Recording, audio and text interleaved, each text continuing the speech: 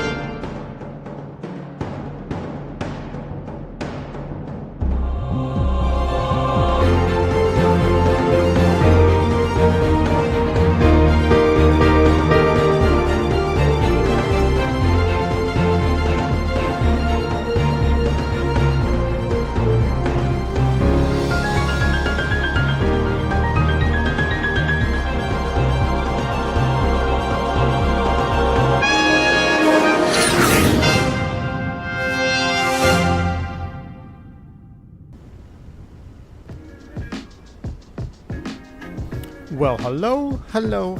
What is going on, everybody? Welcome back to the channel.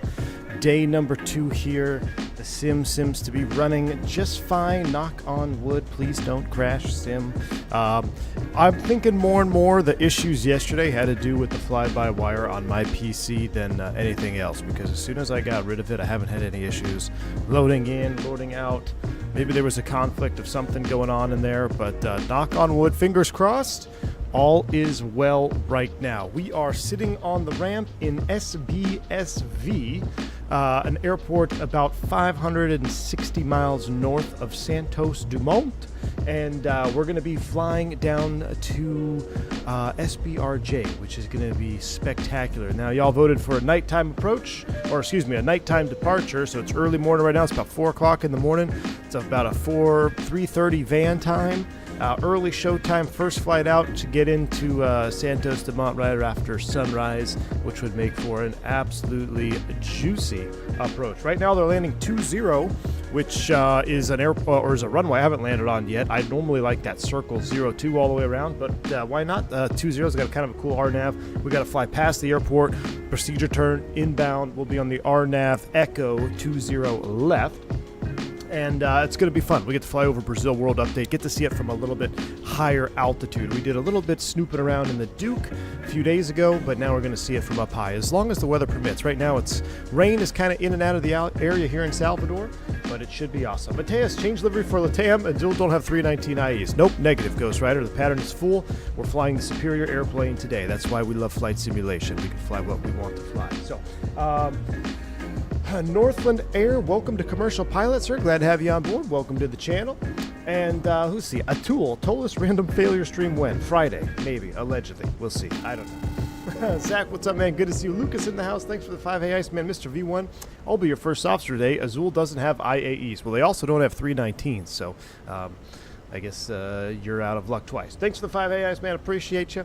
But we are going to fly this anyway, unless we have a riot here from all the Brazilians. I guess they're out in force, aren't they, Oscar? We might just have to Alt F4 the stream. I can go fishing. It's 72 degrees outside. Beautiful day. So if you guys don't want to see the flight, we can, don't want to see a 319. But hey, realism is one thing, having fun is another, and that's why we fly flight sim, right?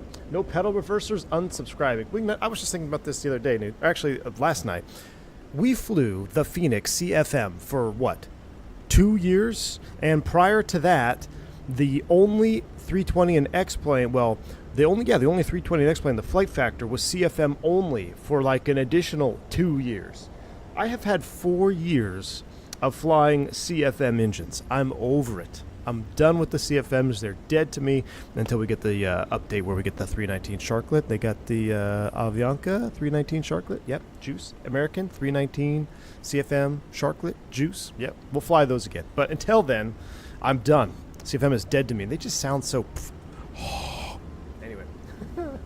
All right. Lucas, I haven't forgot about the 727 either, man, because I've been waiting for that... 727 to hit 2024. I know Carson was dropping some screenshots in the Discord. It looked absolutely epic. So passenger variant too, mind you. So I haven't forgot, Lucas. I am just waiting for 2024 compatibility for that 727 because it's going to be fantastic. I don't know what you said, Gus. Probably something not appropriate, so I'm not even going to read it out loud. Anyway, Dougal, there's a reasonable freeware scenery for Santos Dumont that works on 24 at Dougal. So this one is actually, a hand, is it handcrafted? It's a world update, and it's a pretty good, as Zippy says. It's pretty dang good in the world update. The first world update for 2024 is Brazil, and it looks incredible. So without further ado, let's go ahead and get this thing fired up. I'm gonna grab my coffee after we take off and get the autopilot on. I went over there, I guess the shop that I was gonna go to today because it's hot. I'm going for the iced coffee. They don't open till 11 and the stream started at 11, so we're gonna take off, and then after that I'll get the autopilot on. I'll grab my iced coffee, and then I want to go through the rest of that Fenix blog post because I want to see what's in store for the new version of the CEO and a couple other Neo items in there as well. So without further ado, let's fire this puppy up. I did see a Goal 737 off to my left. I think he was departing. He was pushing back. There's another one over there. We got a Goal 73 and Global X off to our right. Now, what's crazy about this is when I first... when I realized Microsoft Flight Simulator was my sim, it was when we flew the Goal 737 PMDG into Santos Dumont, and that was it. It was a unplanned, unscheduled thing. I had no idea what I was getting into. We were arriving at sunrise, and that approach in the 737, that was it for me. That was the catalyst I needed to catapult my Microsoft Flight Simulator love, and if you've been around the channel long enough, you probably remember that very stream. So should be another good one today. Let's fire it up. Adobo Realism, 10 for 10, Gustavo. That's you. Oh, Infinite, that's you in the Goal? Nice. Nice. All right. Let's go ahead and get this aircraft fired up. Battery 1, battery 2's coming on. Get this on here. Now, we got some crazy light situation going on. I believe this, I'm hoping this is going to be fixed in the future updates. So like the integral lights, we'll keep those on. The flood panels are always up to max bright. Everything is like max bright by default. See that? I don't know why that is. I'm going to turn everything off here. And then that way we can adjust it as needed. I don't know where this phantom light is coming from. We have a phantom pedestal light that's on. Well, I kind of like those on. That's juicy. And we'll turn the console bright and off. We'll turn you off as well. Okay, there we go. So with that on, now we'll go console bright, and now we can turn this on just a little bit. We'll pull this out right here. 737 changed V1's life. Heard it here first, folks. V1 or Wingnut. I'm telling you, dude. It's actually, it was a huge factor of why I started flying Microsoft Flight Sim so much. It was that approach. A Goal 737 into Santos Dumont, man. It was absolutely epic. So we'll go dome dim on this. All right, now we get everything set up. Our lighting is set. Get the airplane fired up. Cruise, supply, ground control, CVR test. I think Wingnut needs to go through some more tutorials because he overshot the localizer yesterday pretty severely going into Sangster. So I'm going to have to discuss. I'm going to have to do some discussions with that. Type rating when? Yeah, who knows, man. 1, 2, and 3 on the fire test. That looks good. Overhead is set. Datacom 3.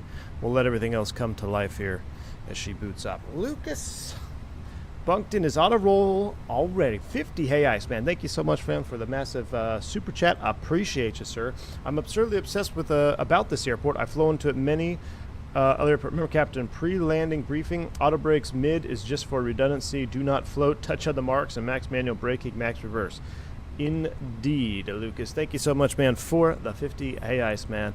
Yeah, we're going to do it. Now, the good thing is the 319 in its current state, landing is very challenging to get a smooth landing anyway. It is very challenging to float the 319 in its current state. Now, I don't know about anything else in the future, what the future holds for the 319, but I can tell you right now, it is a challenge to get this sucker down smoothly. So we're going to do our best, Lucas. Hopefully we don't end up in the drink off the opposite end there. So we should be down pretty light. I think we're looking at about 128 on the landing weight. So it's going to be spicy. It's going to be spicy.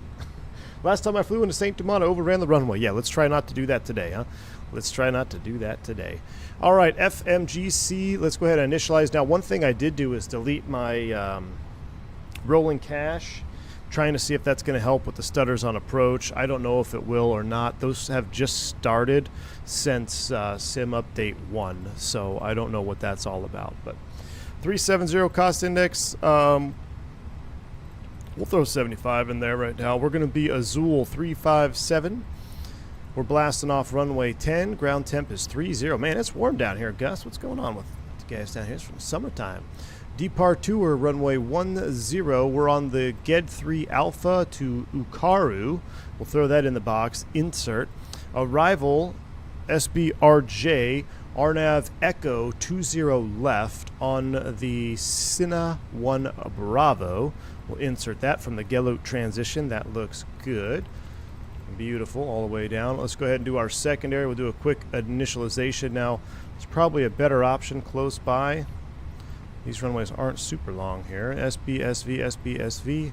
Secondary, that would have to be thrown in the briefing. We'll come right back to ILS Yankee to 10. That looks good. Secondary perf data. I don't want to look up the actually, what is our current barrel? We only have barrel min options. 29088. We're basically sea level, so let's just call it 211. That works for me. We'll zero out the winds here for emergency return temperature. Like we said, 30 degrees. Altimeter 2988. 2988 is a set in the box. Wonderful.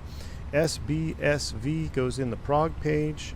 Perf init B will leave you like so. Let's go ahead and get the mass and balance going. We're going to load up the aircraft. We'll do a 7-minute boarding process. They'll begin fueling. We'll get terrain up on ND. Well, we can't because we're not fully aligned. Good job, Fenix, getting that properly modeled. Constraints, VOR, VOR. What do we need? Top altitude. No ATC on, so we'll set flight level 370 for right now. Let me kind of cross-check what we filed for cruise. We actually filed 38,000 feet, so we'll set 380 in the FCU. We're going to change that down here. 380 is set. Beautiful. All right, init B page. We'll leave you as is, and we'll prime the APU for APU start here and get things rolling. Thanks, Lucas, for another 5. Hey, Iceman. No fatal accidents in SDU IRL, just a 733 excursion in the 90s. That's pretty good, man. That's pretty good. Thanks for the super chat, Lucas. Appreciate you. So, kind of a case study on accidents and stuff is like when you're flying into an airport that is super highly demanding, typically everyone is extremely focused, right? So it almost would make sense that there would be less accidents as opposed to just an airport that's super common. There's no real tricks to it, and everyone gets complacent, or not everyone, but maybe someone gets complacent and then accidents happen, right? But thank you, sir, for the super chat. Lucas adding to the expert total of Brazil. APU's firing up. Let's go ahead and get this thing powered up here. Love the 319. Ooh, look at that Goal 73 Max over there. That looks juicy. In Brazil, we use hectopascals instead of HG. Good thing we have a hectopascal standard or a secondary altimeter. I just paid my credit card bill. I'll be throwing super chats as if I'm in a nightclub. Oh no, hope you're not medicated tonight. Evan D, what's up, man? Yeah, the heat blur from the APU, it's great, man. Heat blur from the APU is great. They haven't released Sim Update 1, there's already Sim Update 2. Bradley, yeah, Sim Update 1 is out. Sim Update 2 Beta is also out right now. Sim Update 2 fixes a lot, so when it gets polished, it'll be awesome. Yeah, I've heard mixed reviews with Sim Update 2 Beta. I'm not going for it, Seagull. I'm not doing the Sim Update 2 Beta. Not yet. Hello, Captain. A PSA. Uh-oh. If anyone bought the CRJ through Marketplace like yours truly, Uh-oh. don't judge I was dumb. If you email Contrail with a screenshot of it being owned in Marketplace, they will transfer it to your Contrail app and you can get version 2 now. Callie Simmer, thank you for the $10 bank angle check. I'm going to take that right down the street to Hills Cafe and get myself a salted cold foam cold brew after we take off. But Callie Simmer, thank you for the $10 bank angle check. This is a good public service announcement, and this is good that we bring this up here as we wait for the final alignment. I was thinking about doing the CRJ flight later today, perhaps, maybe, or maybe tomorrow. If you do not buy it through Marketplace, do not buy the CRJ through Marketplace. You really shouldn't buy anything through Marketplace if you can help it. The best way to do it is through either like the main website of the dev or Contrail or some app like that. So do not, if you can, do not buy from Marketplace. Thank you again, Callie Simmer, for the $10 bank angle check. Very kind. All right, our fueling is complete. We'll go ahead and get our fuel tank pumps on. That looks good. Fuel tank pumps on. I started the chrono for that. What is this status message down here? Okay, that's fine. 19.1 on the gas. We'll go ahead and throw you in here. 19.1. Turn the seatbelt sign on while we're at it. Ding. You are now free to sit down and prepare for departure. Let's take a look at our charts here. We still got a few more folks to go. Let's bring up our Navigraph. Let's go to our starred charts. Airport info 10-9. It's nighttime. Oh, you know what light this might be? Turn you off like that. There we go. 10 is a short taxi. We'll push back. We'll start them up both. We'll do our flight control checks at the gate. We'll do all of our necessary items here. 9,800 feet. That's plenty of distance. Plenty of distance to come back here in a 319. Here's our departure. It's a climbing right turn. We're going out to Ukaru. So climbing right turn. Execute noise abatement procedure specific for the equipment. What are they? Is there a noise abatement procedure for this? Surely there's not. Going off runway 10, you're going out over the water. Who are you abating noise from?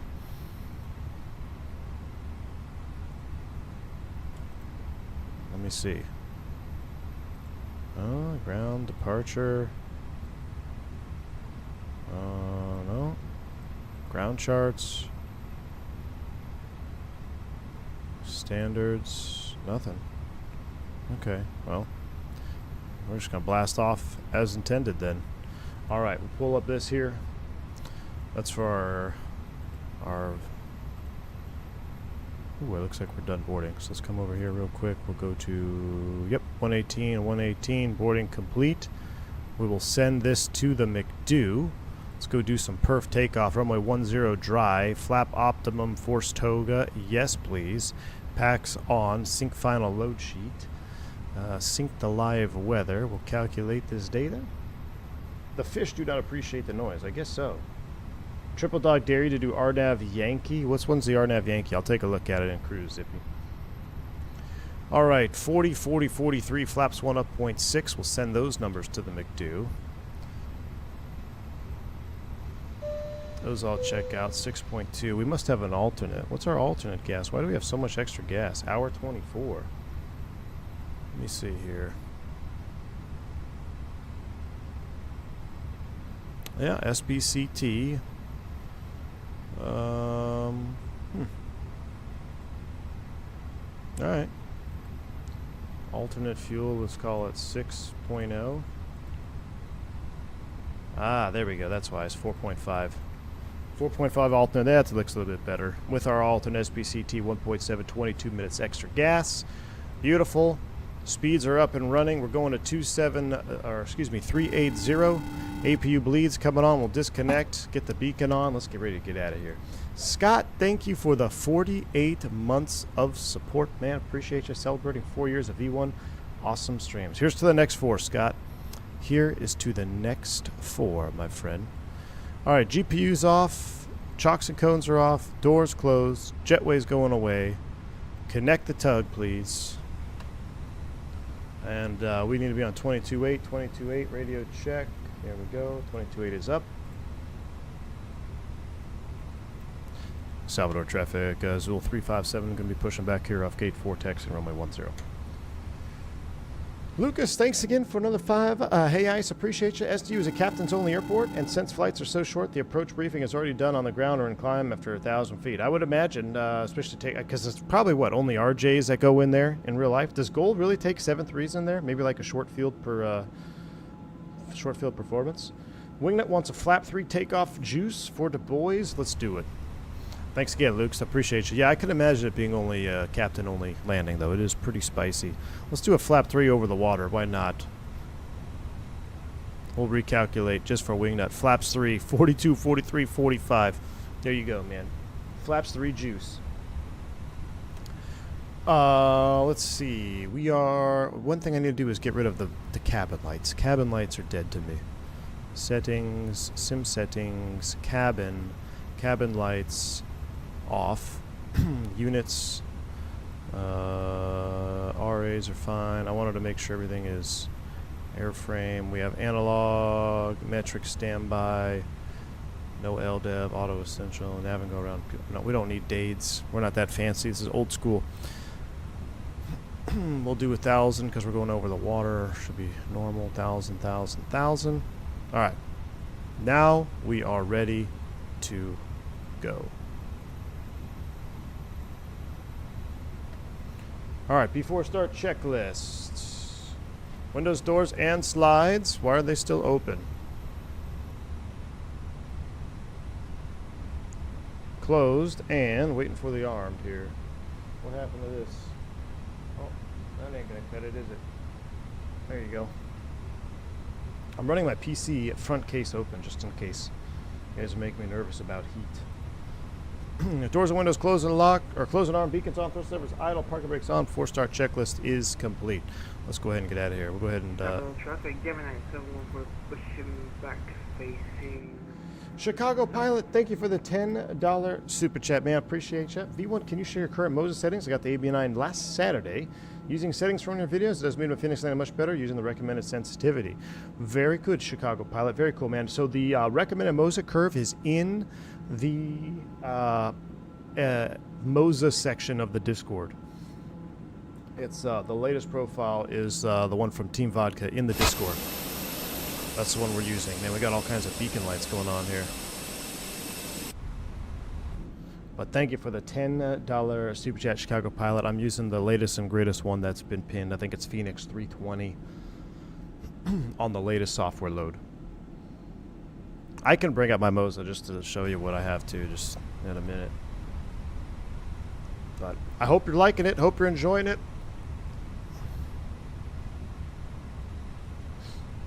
Greetings from Sedona. Ooh, thrust set. Very nice.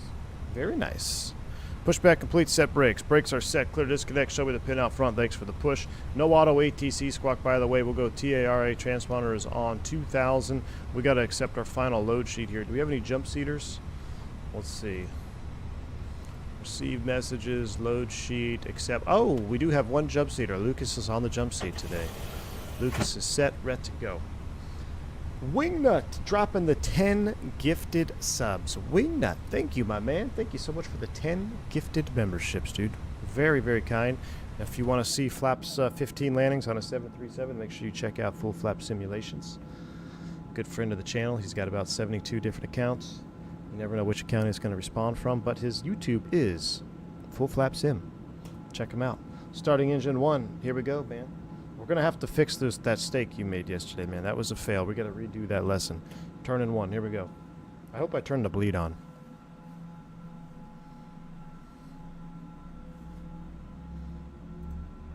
Salvador traffic, Gold 357, taxi, runway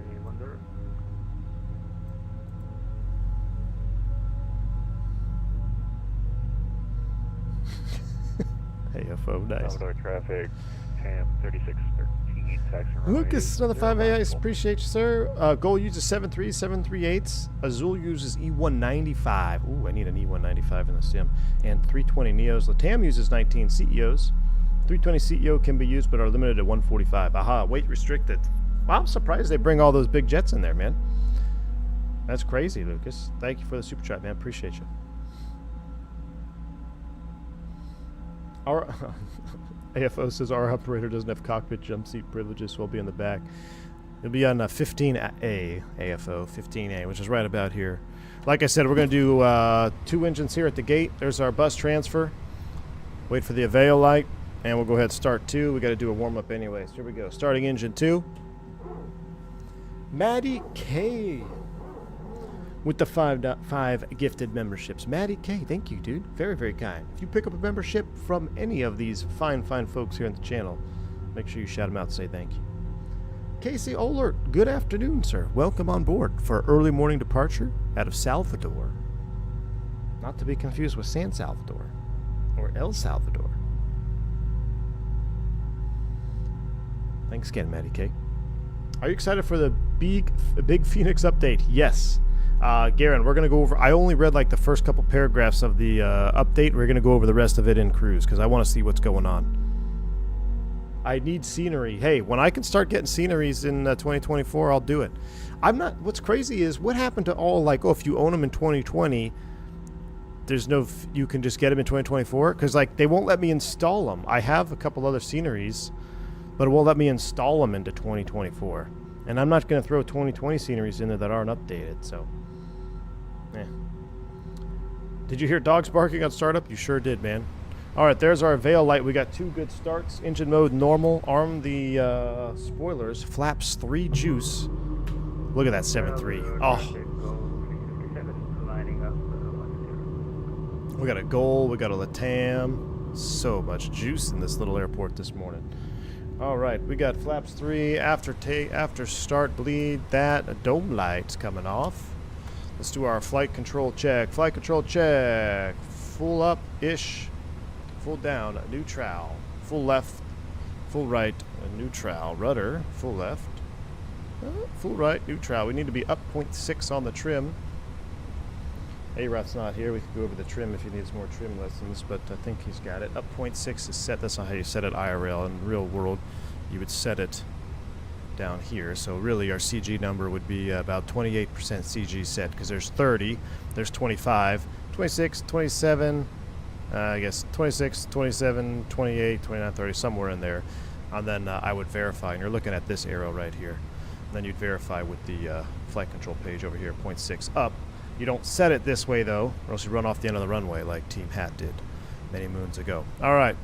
After start checklist is complete. We'll do a quick mini brief since it's a fast taxi. Mini brief, we're off runway 10 on the whatever departure this was, the Godiva. The Gedek 3 Alpha departure up to flight level 380. Gross weight's 135.8.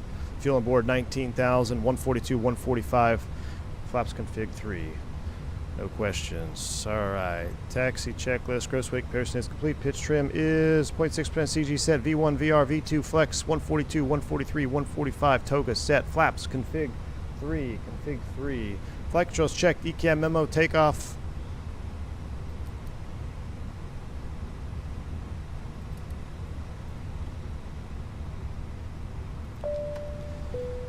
Takeoff all green. Cabin signs blue. Taxi check is complete. All right, let's go. Salvador traffic. Azul 357 taxi runway 10.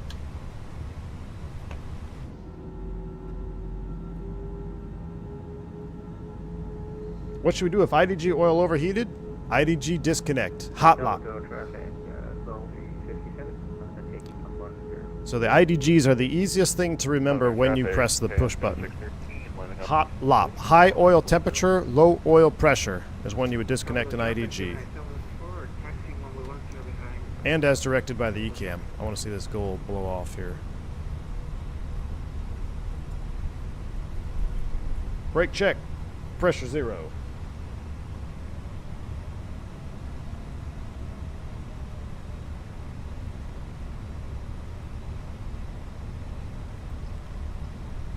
Alright, we gotta get our, let's go auto, we don't need you, that's on TARA, we're squawking. We can turn down this light here. I don't know what ghost light we got on that's got the pedestal illuminated.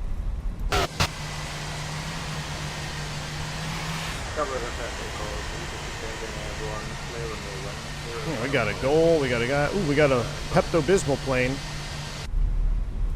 Alright, we're technically crossing I believe it's at a hold short for the other runway.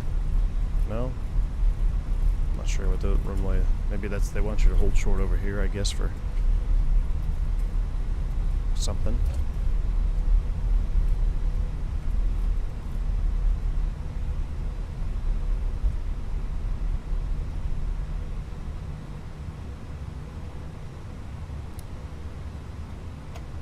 Alright, let's go ahead and figure out where these ghost lights are. Get rid of you. So this should be this light here. I don't know what light is shining down in here. I don't know what light this is. Driving me nuts, though.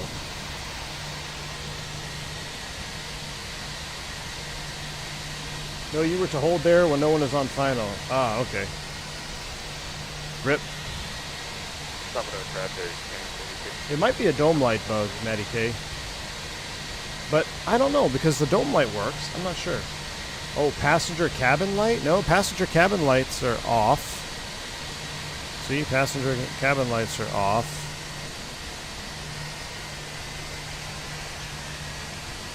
I don't know what light that is in there.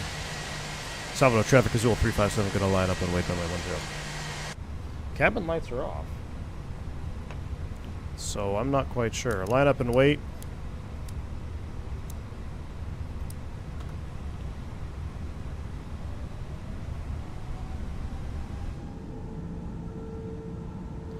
Galley? Maybe? I'll have to see if I can look. Matty K, I did. I already toggled the dome light on and off. I know you don't believe me. Still on.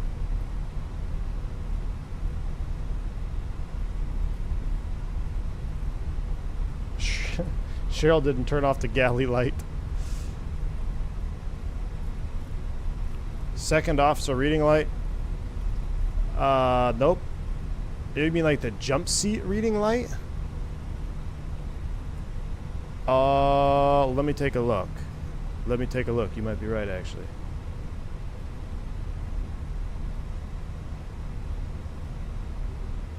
Maybe Lucas has the light on.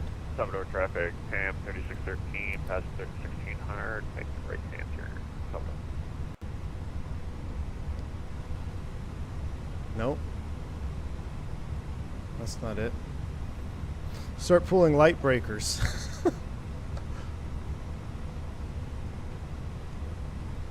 So that's all the way up. That's all the way off. Hold on. Lucas, get out of the jump seat. Is there a galley light on over here? No. Unless it's coming from the doors.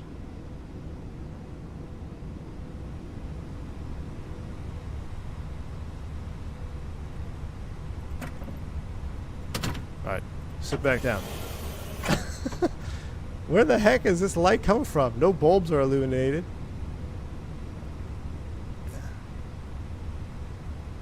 I don't know.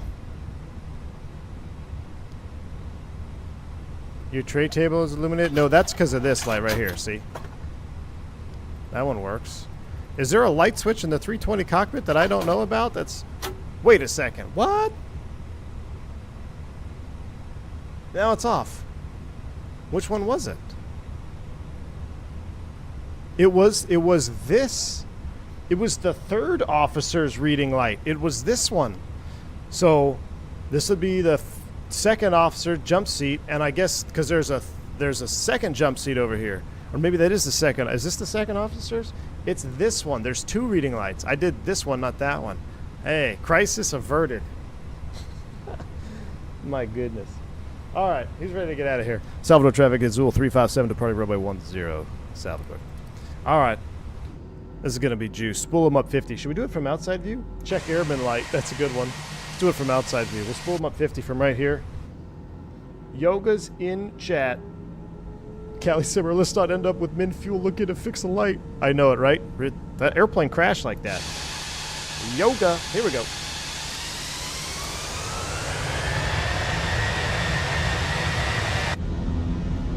Oh, yeah, we're ripping. Man, Toga, SRS, runway, auto thrust, bleh.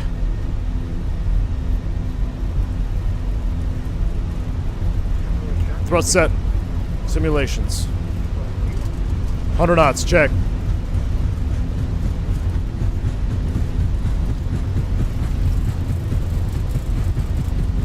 V1, rotate.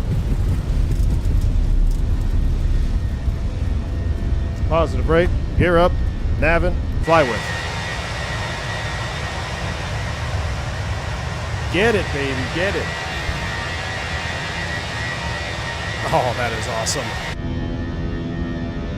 That is awesome. Hold on, we gotta make a bank angle check, lever climb, here we go.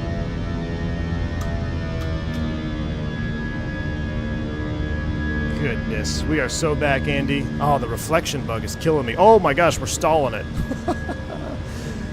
Tom Pellegrino, thank you, dude, for the $10 super chat, man. I gotta read it here in a second. Let me get out of VLS, dude. I just stalled it on the freaking departure, looking for the juice. Stall warning check. All right, F speed, flaps 1, speed checks, flaps 1.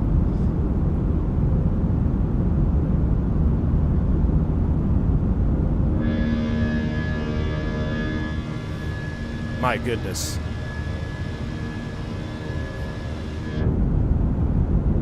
Auto thrust Azul. Dom, thank you again for the $10 super chat, man. Tell the gremlins it's April 2nd and their statute of limitation jokes is over. Indeed. Thank you again, Dom. Appreciate it. Hope you're having a wonderful day. Thanks for joining the stream. Glad to have you on board, my man. Welcome in.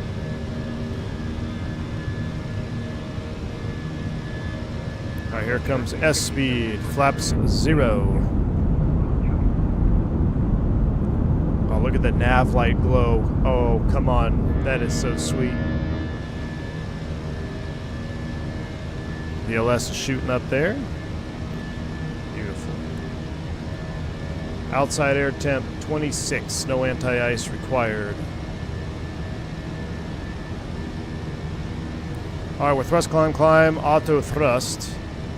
Up to 380. Oh, that is beautiful. Look at that. The last 321 takeoff I was on, the thrust reduction was so aggressive I thought they flamed out. No joke. Pulled my AirPods out and looked out the window. It was probably a super low flex or a Toga takeoff wing nut. So I'm sure you know this, but obviously the greater the takeoff thrust, the greater the reduction is going to be. So the lower the flex number, the higher that difference is going to be. Now, a lot of captains, so I don't do that like I just did in the sim. In real world, I slowly reduce the thrust levers because there is a thrust range between flex MCT and climb thrust. Okay, so some guys just chop it right back, and I'm like, come on. I mean, you're totally fine to do that, but I use it as a pilot technique. You know, for passenger comfort. Nice smooth transition. You don't need to just chop it right back into the climb V10. Now the FADIC is going to handle it just fine. There's no issue, but it's a little bit less jarring to the passengers when you do a nice smooth thrust reduction. All right, here's STDs for you, me, and Lucas are set once, twice, and thrice. 1013 is set.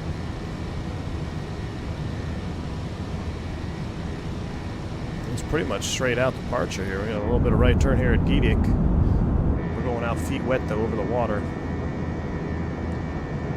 All right, let's go ahead and reduce to noise canceling is on low now. We'll bring you down to ANR low position.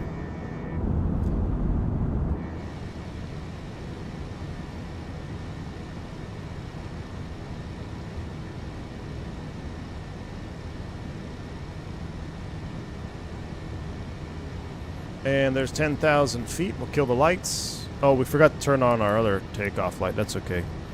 Out of 10,000 feet, lights are set. We're going to accelerate to 309. Pretty much straight out here. Let's go autopiloto 1. Full screen cam. Get that off. Let's see. 738Z in the sim. I believe that's what, 4:38 in the morning. We had a 4:30 departure. Gross. Let's see. We're looking to arrive at 9:29 Zulu. So what time is it in Brazil at 9:29 Z? So those are the takeoff lights. I know it. Can you change the instruments to get rid of the rattling sound? Nah, we love that little rattling sound. We always fly with the ISIS. We like the old school on this one. We're going old school. Still the best aircraft in the sim, hands down. Don't tell Shane. I won't.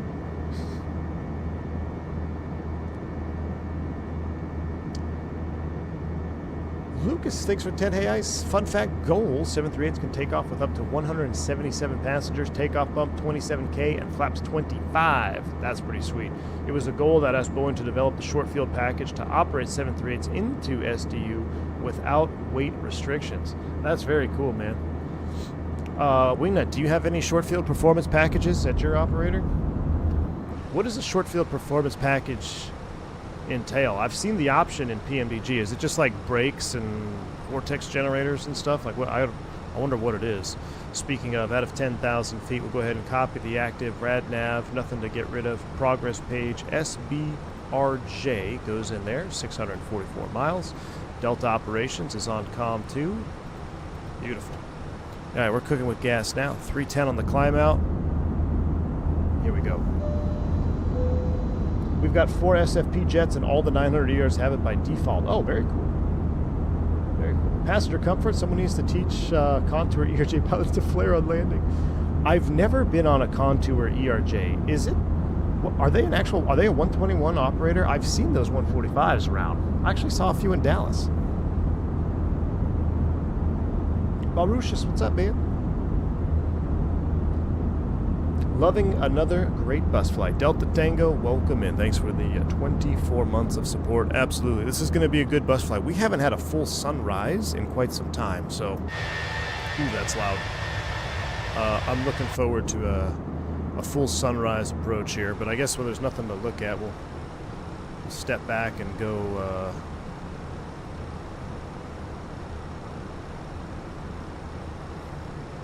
we'll go to Lucas Bunkton view. Lucas Bunkton jump seat view. Contour 135 is 135 scheduled. Okay, 135 scheduled. Why can't you hear the APU in the cockpit in the Fenix? Because you can't hear it in real life either. The only way you would hear the APU in a 319 is with the door or window open. If you have the boarding door open and the cockpit door open, then yeah, you're going to hear it. But just with the door closed, nah, you can't hear the APU, man.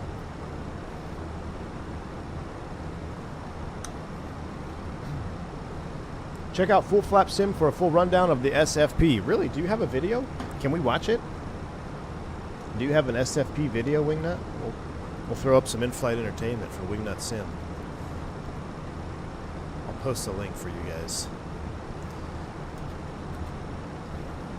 Hey, at least when I search Full Flap Sim, you come up in the search bar.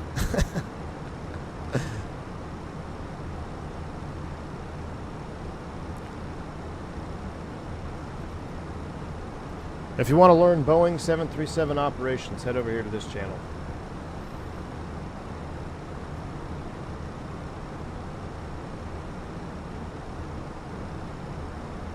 Wait, you have members now? You have members-only live streams? What's going on with this?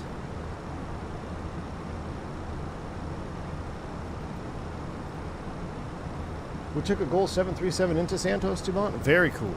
Well, I did it first. Nothing like a V1 stream while I transcribe 500 hours into log 10. Oh man, beef Jesus. I feel your pain, dude.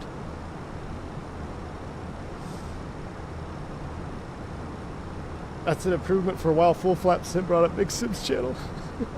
Green Dot Aviation, Friday, Airbus Geek. Friday. We're doing a Green Dot on Friday. Okay, so I watched the intro. Hold on.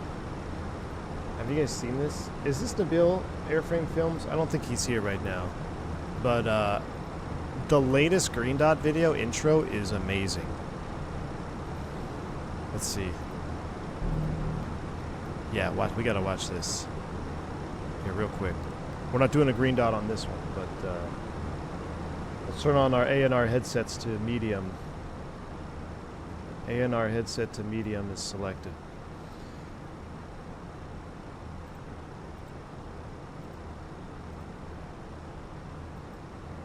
Watch this.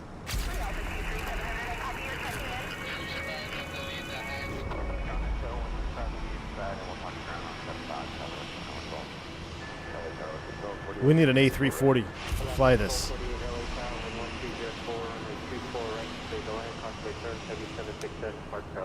The Bill's been MIA? Maybe he's busy.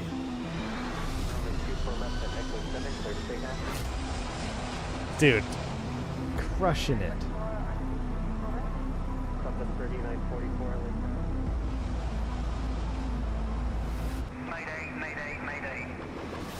Wasn't that the Speedbird Mayday call? That Mayday, or was that the Thompson one? Mayday, Mayday, Mayday, Thompson 357 Heavy. I think that was the Thompson one.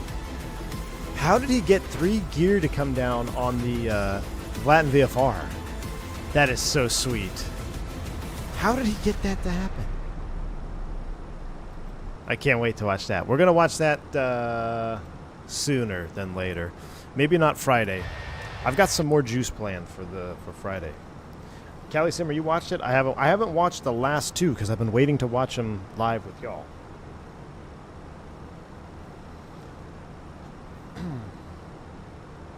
Dev mode can call certain functions. Ah.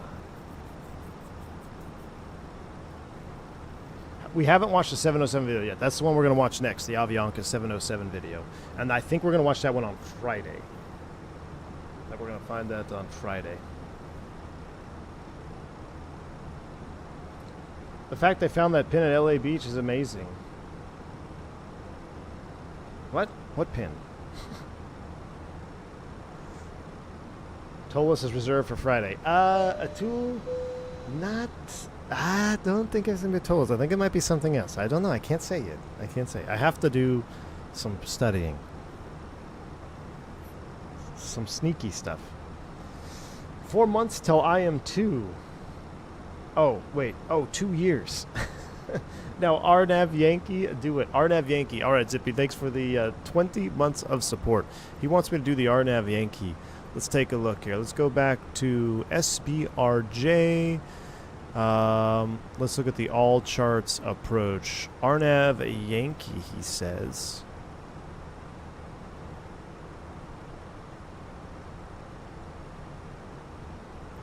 Two zero left. Oh, that's fun. Okay, let's do that one. Why can't I did the other one where you just do the break off visual? All right, we'll do the RNAV Yankee. Done. RNAV Yankee off of Gelot. Let's throw that in right now. Thank you, Zippy. RNAV Yankee 20 left. Synab 1 approach via insert. Wonderful. Done. Your request is my command, or something like that.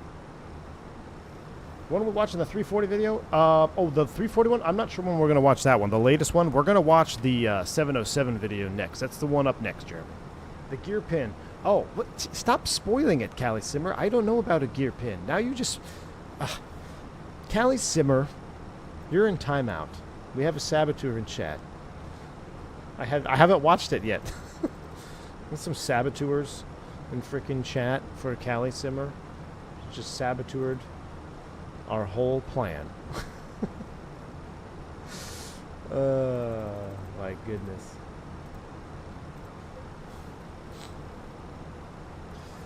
So I guess we all know what happened. Thanks, Callie Simmer. We won't be watching that one live now.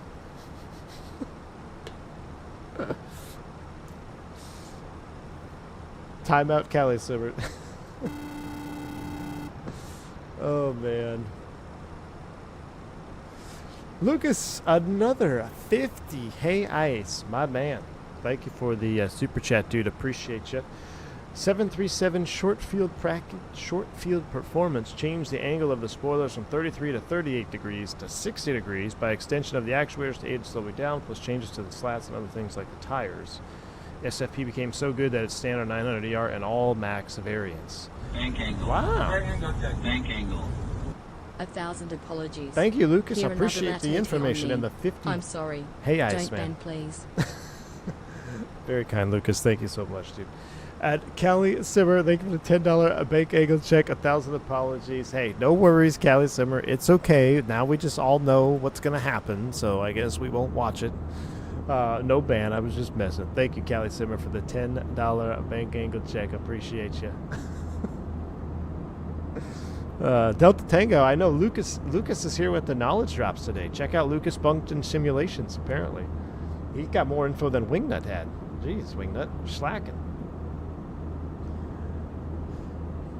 You only been spoiled the first few minutes. Feel Green Dot have actually improved the animations in the latest videos. A few channels I've seen every video. Iku, so it's, I believe most of the recent videos have been done by someone, a friend of the channel, Nabil or Airframe Films, who did the Tour de Americas trailer. So super cool to see him getting some more work and doing some awesome stuff. But yeah, it's definitely changed the whole vibe of the videos. I think they look great. Blackbird Controls is in the house. Blackbird Controls, welcome on board, my friend. Thank you so much for the 10 gifted memberships. I was wondering about you, man. You've been quiet the last few days.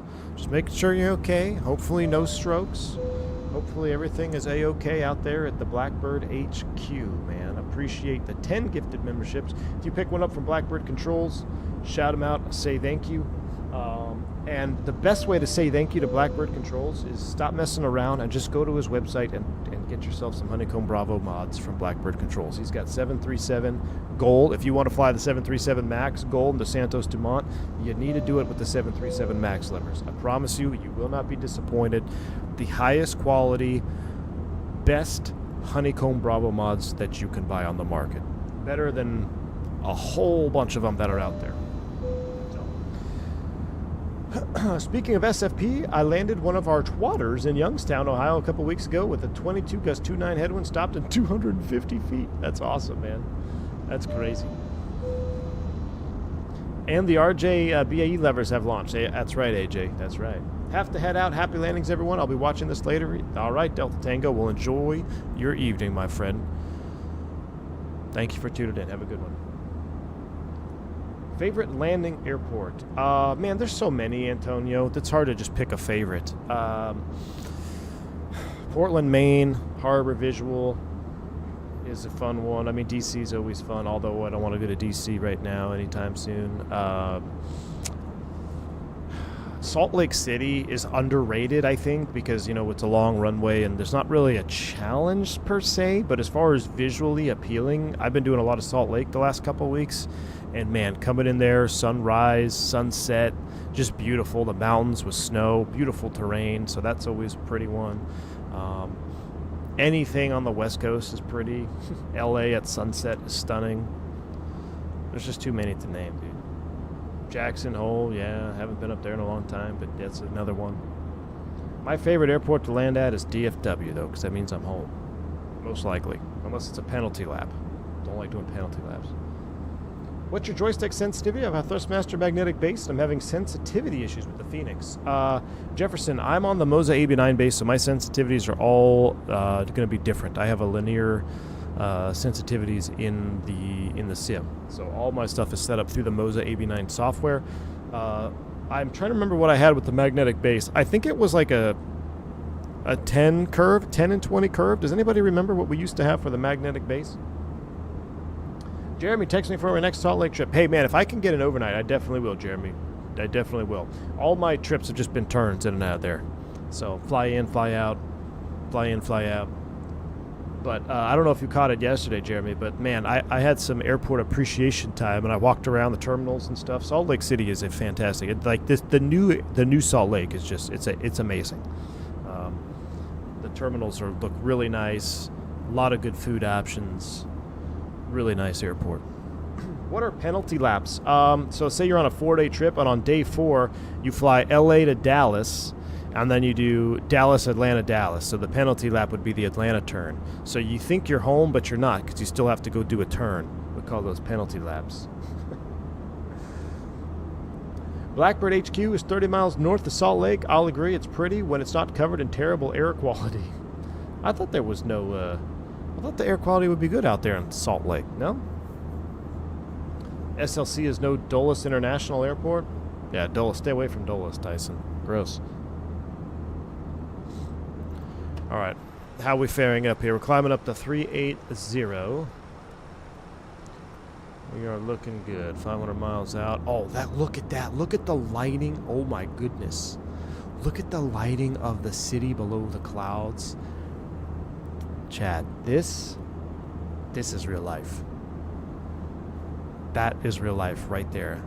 Oh my goodness. Do a real thorough pre-flight before those penalty laps. I know it. I haven't had to do one in a while, but they're gross.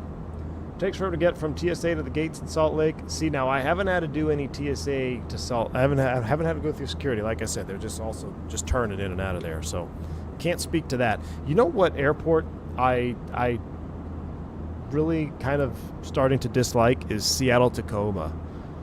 I mean, that airport is like, it's so difficult to get around in Tacoma. You talk about a long way to get to the gates. Man, you gotta, to go get picked up, you have to take like 15 trains. You gotta go over an air bridge. You gotta go take a subway. Then you gotta go across the street, try not to get hit by a car. They go into a parking garage to get on the bus stop. Like, Seattle Tacoma is clapped out, man. I'm officially announcing Seattle Tacoma is clapped out and in need of major renovations. On winter days, our air quality is bad enough to rival Hong Kong, and you can taste the air? Really, Blackbird? I had no idea, man. Seattle is the new LaGuardia. Yeah. No, well, Seattle is the old LaGuardia. Yes. Yes, absolutely. Oh, who is it Starlux? There was a was it a 330? Or a 350? I think it was a 350. Starlux flies into... Who are them? Who are they? I'll deboard an STU and chat a bit with you in a Gold 737. Sounds good, Lucas. Seattle's dead to me, Maviucious. Are my beacons out of sync?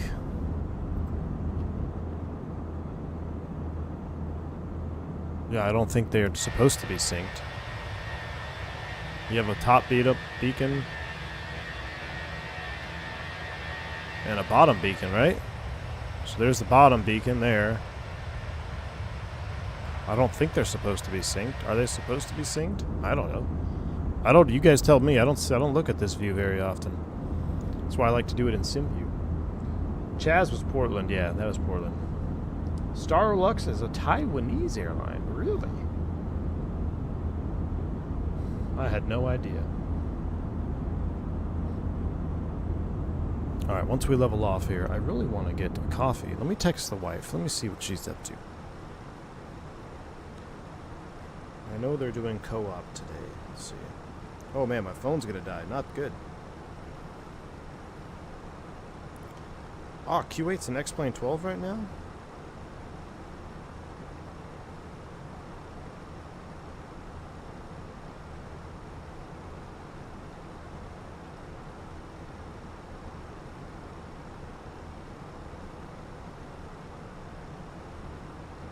Alright. 2,000 more feet to go, and then we are leveling off. EVA Air old CEO made it after getting kicked out of EVA. Ah. Really? Chaz and Chop was in Seattle. Yeah, Chaz and Chop was in Seattle. I don't think it was... Well, I don't know that. Chaz, Chop. Oh, man. 2020, huh? Anchorage is amazing. I lived in Eagle River an hour away. I'd love to get back up there. Anchorage would be nice, yeah. I don't really do much Alaska at all, ever, so. You're texting your 8.5-month pregger's wife to bring you coffee, and she knows where the guns are. Yep, absolutely. Well, I think she's in town right now, because she's gonna want some. Teamwork, AJ. It's like people are like, hey, are you taking leave for the 4th? I'm like, eh. The first child, I took leave. The second child, I used all my vacation stuff. Or not all, I used some vacation time for the second birth. The third child, literally the day after, I picked up a 200% turn. I was like, hey, you good? Yeah, good. See ya. 200% turn up to Detroit and back. So for the fourth one, I'll be here. I have a vacation week over the scheduled date, but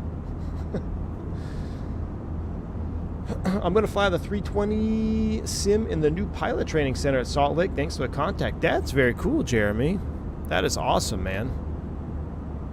Am I part of the beta V2? If so, is it broken or fixed? I'm not in it, Coder 101. I've heard not awesome things about Sim Update 2 beta, so I am hanging tight to my Sim Update 2. I'm on Sim Update 1 standard. All right, we're finally level at 380. We'll go ahead and turn the seatbelt sign off. You're now free to move about the cabin. We have a massagey here.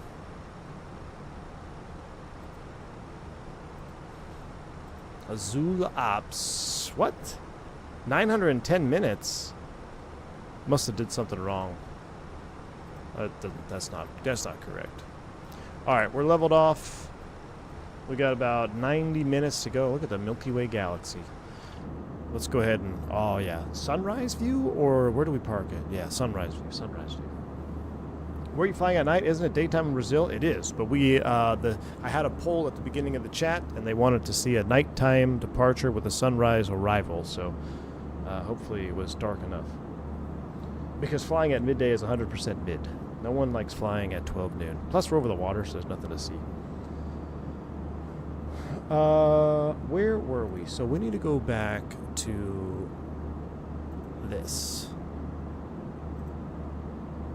We need to go over this. All right. We were looking at the Neo, and we looked at all our stuff. Very cool. And we were down here to where we were getting to read on for CEO owners, because we know now the Neo is a standalone product, which I think that's cool. You don't need the CEO. You can get the Neo straight up, but there's something else in the works here. Have I ever had a trip more than 200%? Yes. So I once got paid 4x for a trip. It was kind of an error. It's not really the norm, but it was pretty awesome. So I was on a reserve, and they gave me a trip. So I reported for the trip, but after I reported for the trip, they pulled me off the trip. Okay, so they pulled me off the trip, which now makes me pay protected for the credit of the trip. So then they put me, instead of releasing me, they put me on what we call like a time available junior man status, which is additional pay. So I get paid on top of what I was already paid for. So that's 2 times. And then they put me back on the same trip that they pulled me off of, except they only canceled 1 leg on it. So and I guess the guy that they were going to put on it, they couldn't. So then they put me back on that trip. That was my 3rd. So I got paid, so on top of that, so that's 3x. And then that trip touched, it touched Christmas Eve, which then made that go an additional x. So I got paid 4x for 1 4-day trip. It was pretty awesome. It's pretty awesome. Yeah. But that's not a normal, that's a rarity, I would say. Alright, trying to move the camera angle a little bit here so maybe you get a little bit better juice. My contact was an Airbus checker with 35,000 hours and 15,000 of it in the bus. That's a lot of flight time. That is a lot of flight time. Alright, so the Neo was not only wanted to have a bit of a brain out work, we didn't build one ECAM, we built two side by side. Interesting. Our Neo in the latest shiny standard and our CEO in the standard you know and have today. We couldn't leave the CEO behind. This is the hammer with which we built the house. While the CEO customers, this may not present initially as a massive immediate difference, we think this was incredibly important in supporting the product going forward, and it was an extraordinary amount of work to achieve. We rebuilt and rewired the airplane in exactly the same way, just with slightly less tossing out. Not quite sure what that means, but we extended its capabilities in the same way, and we made sure she'll be good to go for whatever nonsensical invention comes down the pipe from us in the future, like a 319 Neo. We expect to push the improvement to you after our Neos land, whenever in the year that may be. And yes, this will be free for existing customers. Wow, so CEO's getting a facelift too, it seems like. Lastly, for customers that do opt out to own, or that do opt to own both CEO and Neo product, as cherry on top, you will have a surprise third airplane, a modernized CEO, based upon significant work put into building up the Neo. Latest ECAM display, latest ECAMs displays what you have on your CEO for all you auto brake off enthusiasts. Yep, auto brake off will be displayed on the column 1 of your FMA, or auto brake medium. I get asked about this 8 times a day minimum. This is a small thank you to those who continue to support the work we do, and gives you a ton of choice with what you would like to fly and which era of 320 you'd like to fly. That's very cool. We don't expect a modernized CEO to be available alongside the Neo at launch to set your expectations, as we'd like to focus on the Neo rollout in isolation before circling back. This is a roadmap after all. Very cool. Wow, look at that. Look at that thrust reverser there. That's a Neo. See the difference there on the top? That looks like Pratt & Whitney. All right. Or a 340, maybe. Maybe. Between Amir and Randazzo, they'd make great politicians with their word salads. Well, you know what? Randazzo actually ran for political office at one point. So you're not far off, Buckeye Fly. I'm more of a 346 kind of guy. Man, I would love a 340. Could you imagine a 340 from Phoenix? Dudes. And girls. That would be insane. Phoenix 737-301. Wingnut, did you see? Look what's in the background. That's a 737. Now, that looks like an NG, but maybe it's a subtle hint. I can't tell what that is over there. Looks like another airplane. 737 Classic next, maybe? Maybe? Ooh, we got a lot of juice to look at here. Let's go ahead and continue on. All right. Taking a closer look at the BFU. I'm just spreading rumors, Wingnut, but I'm just saying Phoenix typically doesn't do things randomly. So the fact that they have a 737 in the background, all hope is not lost. All hope is not lost. I'm pulling for a 737 Classic. That's all I hope for. What would happen to the 321X when the Phoenix Neo comes out? Garen, for me personally, I'm probably not going to be flying it much longer anyway, just because I feel like I've had, in 2024 specifically, in 2020, it was pretty much the 320 Neo from Fly-by-Wire in 2020 was honestly pretty darn stable for me. I really had no issues with it. Going into 2024, I've had issues with it, and I'm pretty sure all of my issues yesterday were because I was trying to load the fly-by-wire. I uninstalled it, and everything is working just fine. So I don't know. And when the Neo drops from Phoenix, I mean, let's be realistic. It's going to be more comprehensive than what we have, unless there's some more massive development work on the fly-by-wire version. But it's going to be my go-to choice. Now, I want to get to this because that's a 319 with sharklets right there. Look at that juice. Okay. Next couple of weeks, we finally push the BFU. Not every update is a BFU, but this one certainly is. In this update, we bring you the promised child, Baby Shark 319 with Sharkies. Yes, not just a flight model. We've had a bit of fun with this one and equipped the CFM variant as American Airlines have equipped theirs with the bespoke B7 hot rod motor, bringing big power to you via the XEM. This one is quite a handful and will quite comfortably get ahead of you. Of course, the IEs are present too, configured as V2524, brings us to a total of 7 bespoke external engine models. Is that what that stands for? External engine? model engine? No, XEM? I don't know. Engine models across the A32X CEO ranges so far. This is going to be epic, Chad. We're going to be rocking a 319 with sharklets into Pasto. It's going to be epic. Lucas, thanks for the 5A ice, man. If a 737 Classic is released, I'll have an aneurysm for excitement. I think many people will, Lucas. But, I mean, I'm just literally spreading rumor. It's my hope. I saw pictures of a 7.3 Classic a long time ago on Reddit. That person allegedly worked for Fenix at one point. It looked like a Fenix quality model. I don't know, but I'm perpetuating the rumor because I want it to become true. It may not. It sounds like they're sticking with Airbus, if I'm being completely honest with you. So hopefully maybe A340 next from Fenix. That would be really sweet, because it sounds like they're doubling down right now with Airbus stuff. But either way, yeah. Will it into existence, exactly. I'm willing it into existence. Coder, I did hear about the CSS 737. Yeah, I heard about it. I haven't seen any updates on it, but yeah.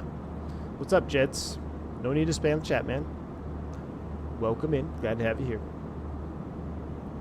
Managed to arrive in time for the arrival. Oh yeah, Gabriel, you did. It's good, man. All right, next we did a thing we didn't want to do. We spent months rebuilding portions of our display infrastructure again to support weather radar. This was painful but necessary. We don't see much improvement on the horizon.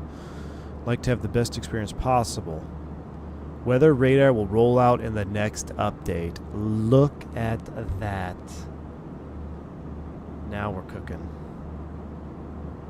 All you weather radar fans out there, that's going to be sweet. Oh boy, here we go. We're back into flare and ground effect. I feel like I've flown 5 different Airbuses just because of the changes we've had with flare and ground effect. We decided to pursue another principle in building this out, as it is evident that current experience leaves something to be desired. We opted to rebuild the entire landing profile around data. That can be dangerous, but it's hard to quantify things such things in theory, hence why it was not built this way in the first place. Fortunately, with a bit of time and effort, we were able to do analyses a few hundred thousand, or we were able to analyze, a few 100,000 real 320 flights from the digital flight data recorder outputs, observe and aggregate stick deflection profile, and chart it against the radio altimeter to build a generalized look at what it truly means to land a 320 from your touch point of the side stick. So this to me sounds like they're analyzing the data of the side stick deflection and trying to implement their flight model with data to make you correspond to the same movements that are being done in real world. That's pretty insane. Texas education on full display here. Exactly. Okay, we repeated it for the 319 and then once again for the 321. After 2 months of tuning both stick response and ground effect, we're able to say we have achieved the result we're happy charting out to you. Well, let's get into the weeds here, shall we? There's ATC up ahead. Excellent. Let me go ahead and let's do a little check of the airplane here, make sure everything is good. We're approaching our ETP. 13.7, fuel is looking good. 7.4 for landing.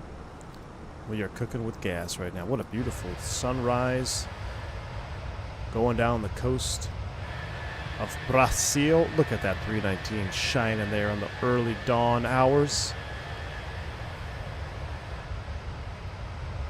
Goodness, I love it. I love the sim.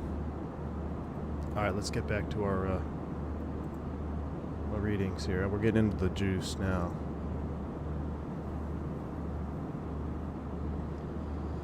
He's probably dragging his finger across his monitor. Yeah, I am. All right, landing stick deflection. Aggregate of 800,000 IRL touchdowns. Phoenix single landing example. So the solid blue line is like this.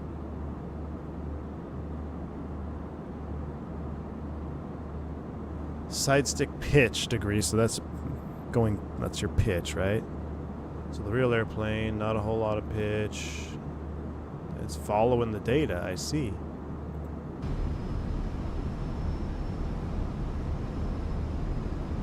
100. I wish it followed it along here.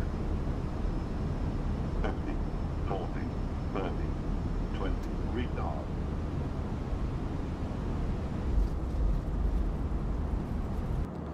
You see above chart showing upper and lower boundaries of stick input from the dataset of normal landings. You can also observe as a solid line my stick inputs for the flare maneuver in the video below.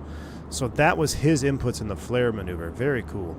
Ground effects should now no longer bounce you back into space should a flare be attempted. That's a big one. That's awesome. In short, that was in short. We then validated with the internal team of pilots who gave us a few nips and tucks, and hey presto, it's a completely new set of landing dynamics, I would say. Please take a moment to do a couple of circuits.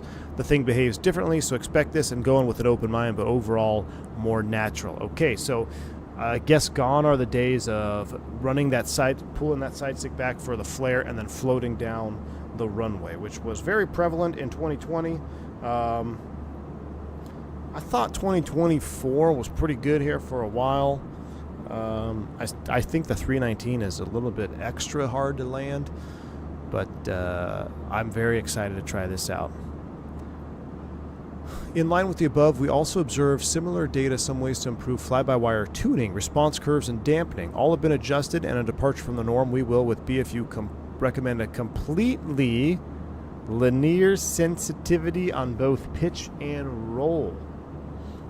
Logo lights. I believe Amir has a hardcore like Airbus side stick thing. Like it's one of the big ones that you get on a pallet, I think. I know he's got a bunch of options, but yeah, I don't know which one he did that video on. As in the real aircraft, if your stick is lighter and you prefer the feel of more weight in a certain axis, feel free to go from there and tweak the setting. The fly-by-wire will handle it, but please give our recommendation a go as a starting point. Once you're all tuned up, do take a moment and let the fly-by-wire really work for you by hand flying the airplane up to cruise. It's really cool to see the various inputs adapt to keep response feeling reasonably neutral the higher and faster you go. Okay, so this is what I said a long time ago. Even though the fly-by-wire in the Airbus is always commanding it's G-load and roll rate demand, right? But I always swore that, man, I could tell the difference when I hand fly up to altitude. Like, it just feels different at 180 knots that it does at 310 knots. It feels different, but it's the same. And it's hard to explain, and it appears that this is what they have attained here in this big Fenix update. So, reasonably neutral the higher and faster you go. It's I'm very curious to see how this works. So, very excited for that. Around the EFB, Lido charts will now be supported. Ooh, that's fun for all the Lido fans. We have also rewritten the back end of the V-speed computations, unlocking the ability to display stop margins. Very cool. We've shoehorned them into the current UI, but we're looking to refresh it in due course. Elsewhere, we've refactored a bunch of simulator EFB, blah, blah, blah. Added viewer custom PDFs and pilot briefing, all with a bunch of their quality of life improvements. Very cool. Ooh, Microsoft 2024 customers. 1 year. Hope you've been good. Chandler, what's up? Thanks for the 12 months support, dude. Appreciate you. Has Lefteris still not gifted us FS Labs 321 to try? Negative. That's on 2020, though, as well, so I'm not going back. The only reason 2020 is on my sim is for the Bluebird 7.5 when she drops. Microsoft 24 customers, this update brings us the first official compatibility patch. Excellent. We have now rebuilt the project for 2024, harnessing the new modular sim object system and converting our library of over 700 liveries too. Further, we've included full walk-around mode support, including new external panels you'll want to see and play with, all fully functional and hooked up to the systems. What? So we can open panels and open doors like with the cargo door? We can actually do it. If you'd like to swing the gear doors open, yes, feel free to walk over and unlatch the panel and yoink on the lever, or if you want to open the cargo doors, you can do that in walk around mode. That is very cool. That is very, very cool. Fire up 2020 to show off some of your new Blackbird hardware. I know, I'm gonna have to, Blackbird. I'm gonna have to, man. Well, the 777 may be closer than we think. I'm hoping it's ready to go here. But, yeah. I know, Blackbird. I haven't forgot about you, man. I haven't forgot about you. They're all sitting there right here. I have them next to me, ready to go. I've actually bound them up already.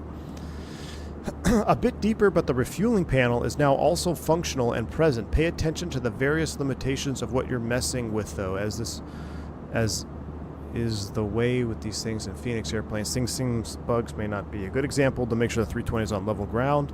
A bit of uneven ground where you park may be feeling slightly problematic. And if you put the chocks in, please make sure you chalk in the right direction. Nothing more embarrassing than a chalked airplane rolling away because of the incline on the wrong side of the tire. Now that's funny. Across 2020 and 24, there's a host of sound improvements, yada yada, blah blah blah. At first I didn't think it needed new sounds, but then I heard the new set and very quickly changed my mind. Very cool. There's also a new dynamic touchdown system. Individually accounts for each wheel's touchdown rate? What? So if you smash it, it'll sound harder than if you grease it? Generates unique touchdown sounds accordingly. Ton more small changes and improvements across the board. Very cool.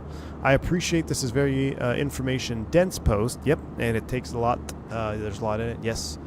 I've done my best with the brevity. I've skipped on talking about huge amount of BFU, blah, blah, blah, blah, blah, blah, blah, blah, blah. Wow. Epic. Absolutely epic.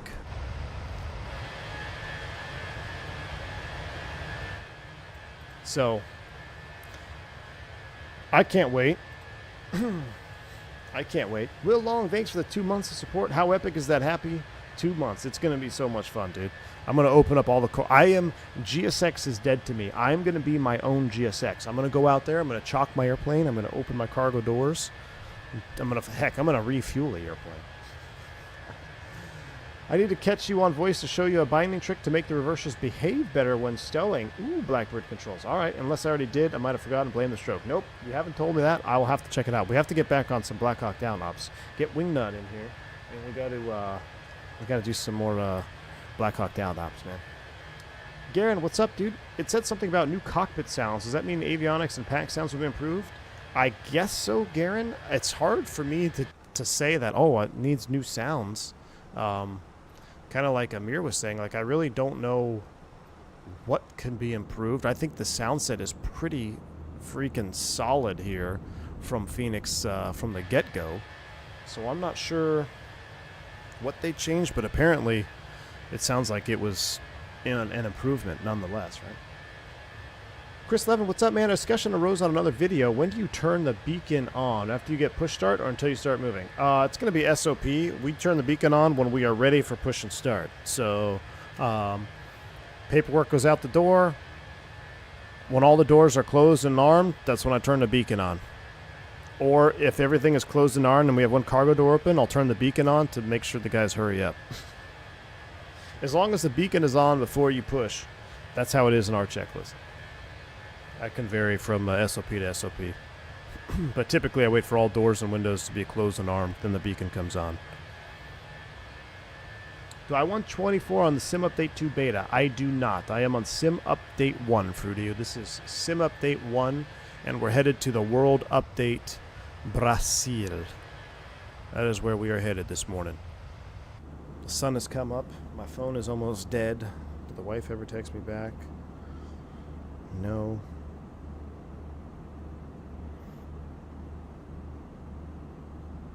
It's 12:30. By the time should we get here? Should we do a CRJ flight later? I don't know. Is it available? Does it run on Sim Update 1 or do I have to get Sim Update 2? Because I kind of want to try the CRJ with Boris sound packs, but I don't know if it's worth it or not. Phoenix told me in the BFU the APU will be audible at the door. Now that's cool because, like someone asked this earlier, but yeah, at the door, if the boarding door is open, then you can hear the APU. Yep. Harris, I have not heard anything about release dates. Nothing about release dates. How's my VRAM doing? I'm not even going to check it right now. I don't want to launch Adrenaline. There's probably around 18 gigs, so I was monitoring temps and VRAM and stuff at the gate. I was holding about 15 gigs of VRAM at the gate there just before we went live. You need 24. I mean, you don't need it, but 24 gigs should be the recommended minimum VRAM, in my opinion. The only good thing about Sim Update 2 is that around where I live, the vegetation matches what's true IRL. Now that's pretty cool. The post said a couple weeks, like next week. Ooh, that would be fun. Garen, you know what? I have a 3-day trip next week, followed by a day trip, followed by a fishing tournament. So it'll probably release next week, because I won't be streaming next week. So that's par for the course. I imagine it's going to release. Let me tell you when. It will probably release on Wednesday the 9th. I go on a 3-day trip. Ew, Charlotte, Vegas. Overnights. Gross. Might drop it. It gets back at 3 o'clock on Friday. I guess that's not terrible. But then Saturday, I have Cancun. I go to Cancun and back.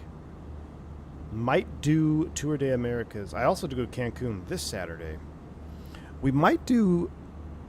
I don't know if I can do Tour de Americas on Saturday. We have to catch up. Tour de Americas, we're stuck over there at Eureka, man. We need to get airborne. Start flying south. Does increasing RAM make a big difference with... yes. Big time. So I run 64 gigs of RAM, of regular RAM. You could probably get away with 32, but RAM is a cheaper thing that you can add in a computer, and not only myself, but I have heard other people have improvements with performance when they go to 64. It's not a requirement or anything, but it's a relatively cheap upgrade that can give you a performance boost. As far as VRAM is concerned,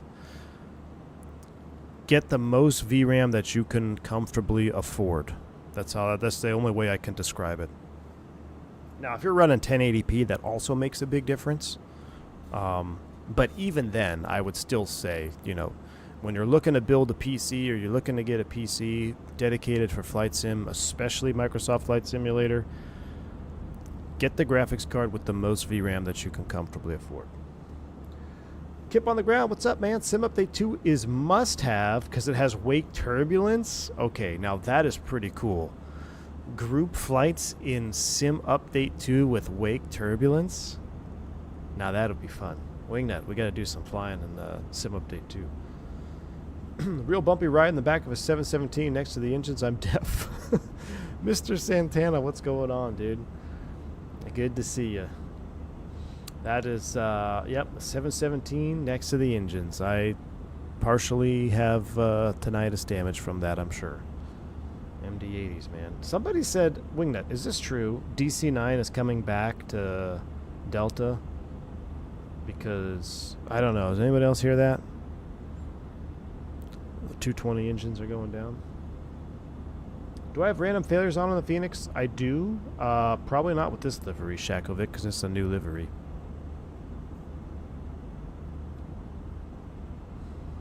Vodka, what's up? Oh, it was April Fool's? Gosh, it got me, dude. Dang it.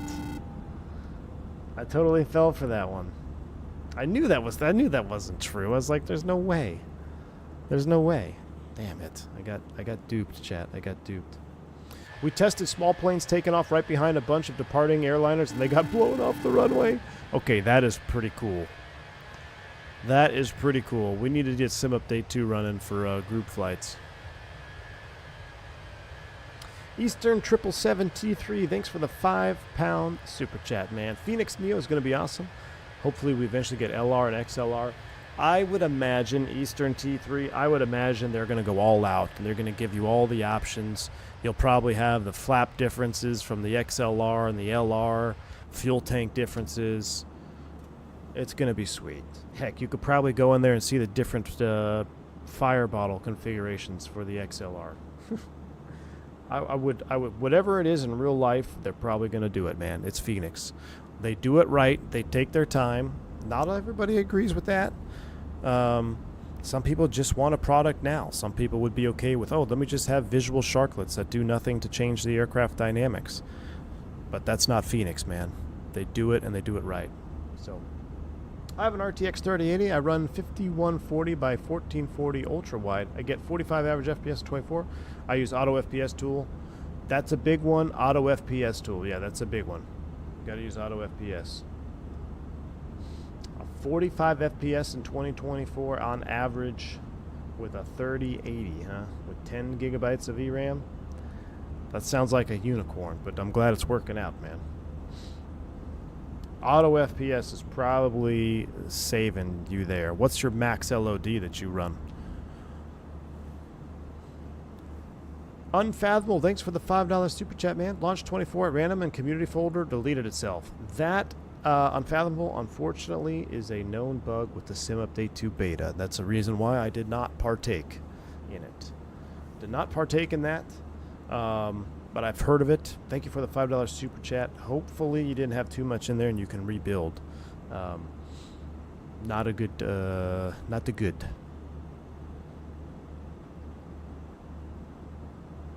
Delta Airlines is reactivating at least 10 of its stored Douglas DC-9 primarily due to 220 engines, but yeah, no, Robinson, fake news. You got me once. I got once. Oh, LOD 50 to 150. Yeah, okay, I believe that. I don't think, yeah, I believe that, yeah.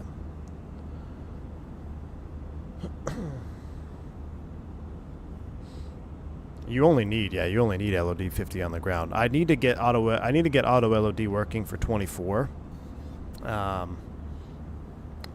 know Mr. Saturday pinned a tutorial for me. I gotta figure it out. But I mean, I've been able to crush it pretty much 275 LOD in the Fenix everywhere we go. But I'm gonna be curious to see if we get the stutters on the approach this time, because I did do a rolling cache delete.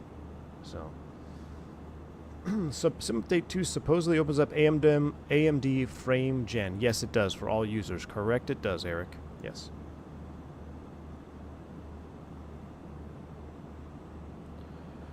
Getting tossed around behind some heavy 777s a couple times too in the Fenix 320. Nice. Why do you never fly the PMDG DC-6? Because that's one of those airplanes. That's a great airplane to fly, but a terrible streaming airplane. It's if you just want to watch, I might as well do a video, because to keep real-time interaction while flying a radial or a high workload airplane, it's not, the juice isn't worth the squeeze. The juice isn't worth the squeeze, man. The time it takes to set that up, do a flight, the viewership on it will be almost zero. It's just not worth the squeeze. Great airplane, though. I do like the DC-6. Check out Wingnut. He's done some DC-6 ops. Dynamic LOD is pretty good. Auto detect 2020 and 2024. Yep. Radial engine mafia. REM life. I know, Vodka. I don't know, dude. We got to get back on our... we got to get back to our Barry Seal charter, but I just don't know when I'm going to be able to do it, man.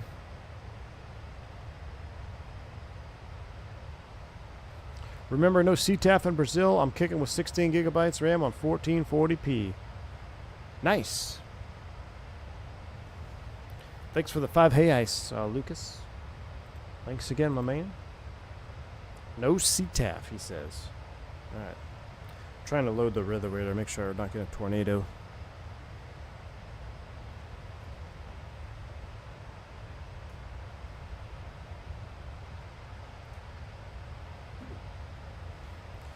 I want to go get my coffee now, but you could fly a SOP with camel over the most boring flyover state and we'd still watch. Yeah, you hardcore folks will watch for sure. Now, SOP with camel, haven't flown one of those since, what was it? There was like the SOP with camel, wasn't it the powder drop in FSX or something?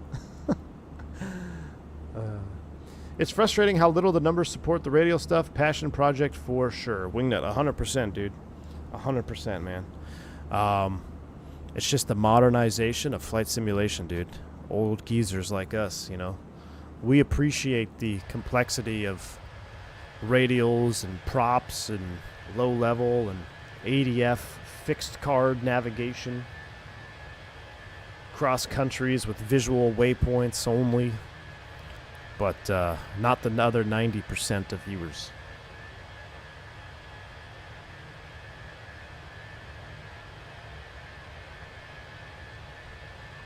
Cessna 152 cross-country stream. You know, I had so much fun. We need to get back in career mode. I had so much fun with our career mode. We need to fire that up. Do some more career mode. That was a lot of fun.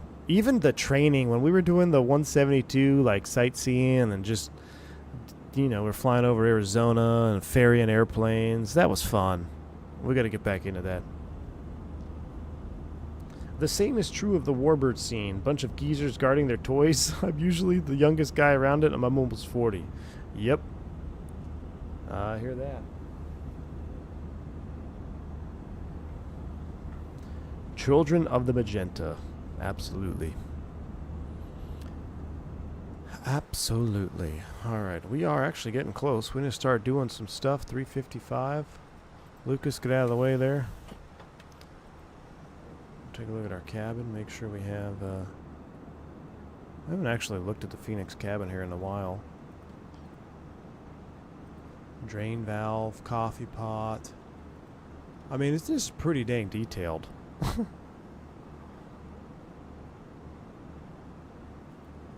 Need to get the crew meal.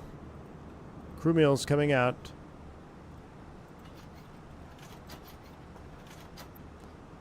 Play flight attendant. What is this? A baby changing table right here? Just a table. Well, I don't know why you'd have a baby changing table there. I don't think that's what it's supposed to be, but... Nope. No steamer left in the lab. Nope. Does not appear we have a custom cabin with this one. Just a standard 319 cabin, single over wing exit. Oh, we do have a custom card though. Azul 320 though. They have 320s, not 319s. Abroshi Susintron.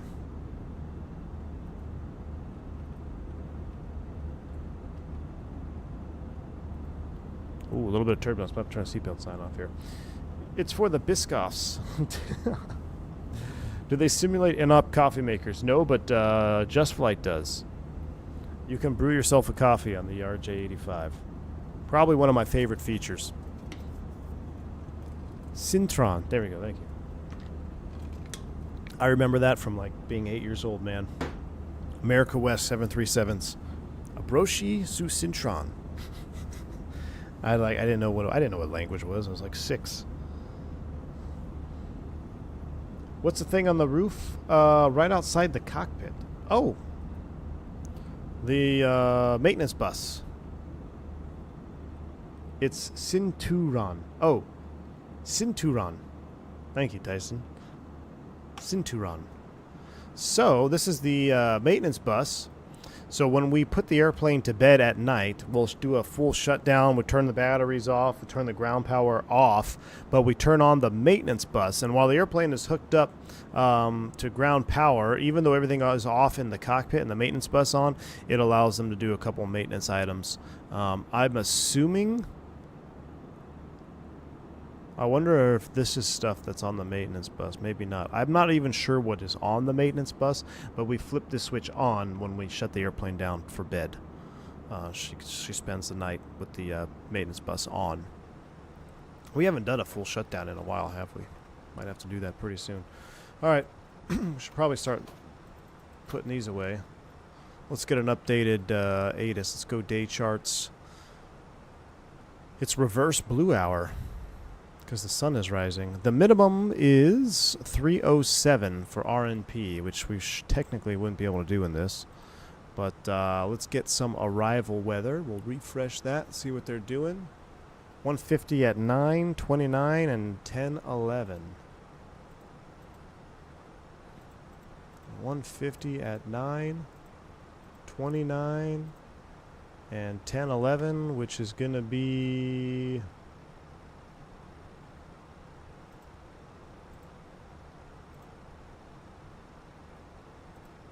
29 or 85.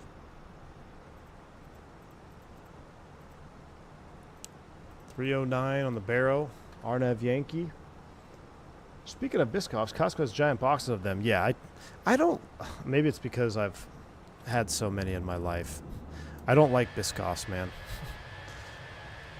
I think I'd much rather, for that much insulin spike that it's going to give you, I'd much rather have something else. This guy told me if you drank 8 virtual coffees in a row, there was some effect. There is. There is. I'm gonna show you. Where's Cosmic's not here. Cosmic will tell you his proof. I'm telling you, you can. I wonder if they'll model the maintenance bus in the 2024 compatible update. I mean, it's modeled, Matty K. You can flip that switch. I'm just not going to do it in flight. Oh, look, the sun is rising. We're getting so we're actually a little bit late on our departure. I kind of want to do the approach right about now, but wow, we're witnessing a sunrise. Simulation placebo effect. Cosmics and big. No, dude. Because we used to run around. Do you remember? Did you ever play Ron before the police station? And it was just like it was a completely different looking lobby. It had like an upstairs and a downstairs, and you could you were above the shoot house. It was in that version of Ron where it worked. Flight sim guy, I would wager to say this is almost real life. Oh, you didn't play early run. I gotcha. Yeah, SWAT 4 was good. I played Stechkov Syndicate. I'm on 2020, never tried it. I'm pretty sure, Matty K, I'm pretty sure it works in 2020 as well. Because I remember flipping the switch one time, like, oh. I mean, you won't see any, I mean, you can move the switch.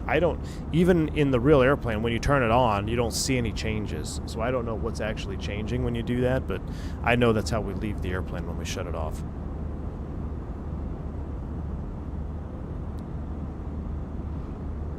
Full-blown sunrise. That's beautiful. Full Flap Sim and I were having some good runs with Ron. Yeah, I know, dude. It was fun, man. Good time. As a Magenta child, it's very satisfying completing a flight on a Duke or even the RJ and F-28. Absolutely, Oscar. It really is, man. There's a different level of satisfaction that comes with completing a flight that does not allow the use of Magenta lines. My favorite plane to fly in 2020-24? The Fenix and the Duke. Fenix and the Duke. One's a jet, one's a prop. Doesn't get any better. Now, the F-28's very close second.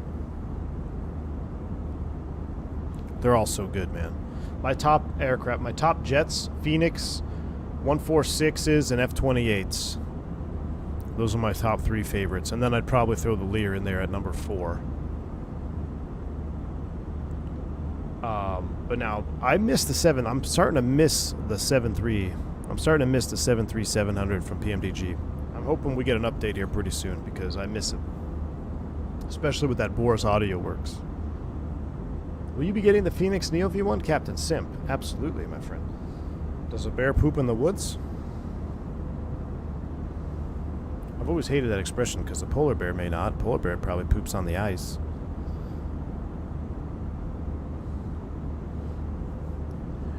Speaking of the Duke, when are we going to hit the next leg of Tour de Americas? Flight Sim guy, I was just looking at my schedule. I don't know, man. Hopefully, we might do it this Saturday after I come back from Cancun.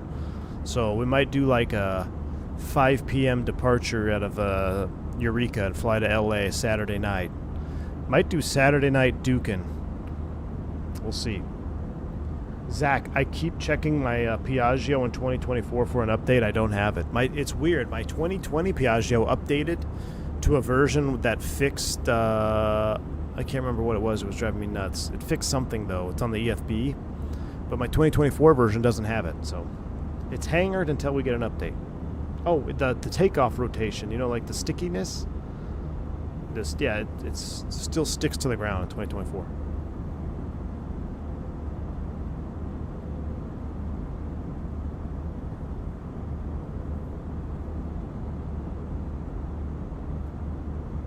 We need notice because the radial engine mafia is all hydraulic locked.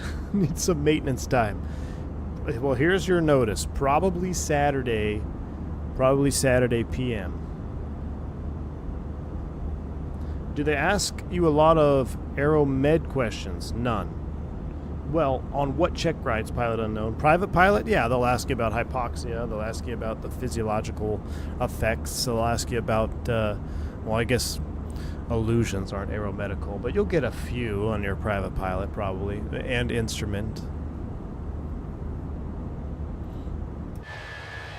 That is awesome. That's a thing of beauty, chat. Thing of beauty. See, this is when I wanted to be flying the approach. Oh well. Let's see if we can't find ourselves a little...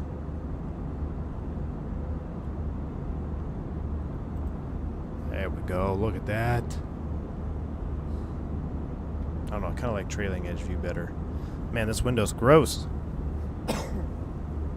What other GA planes would you like to have in the sim? Beech 99 and a Metroliner. I'd like to have a Beech 99, a King Air C90, and a Metroliner.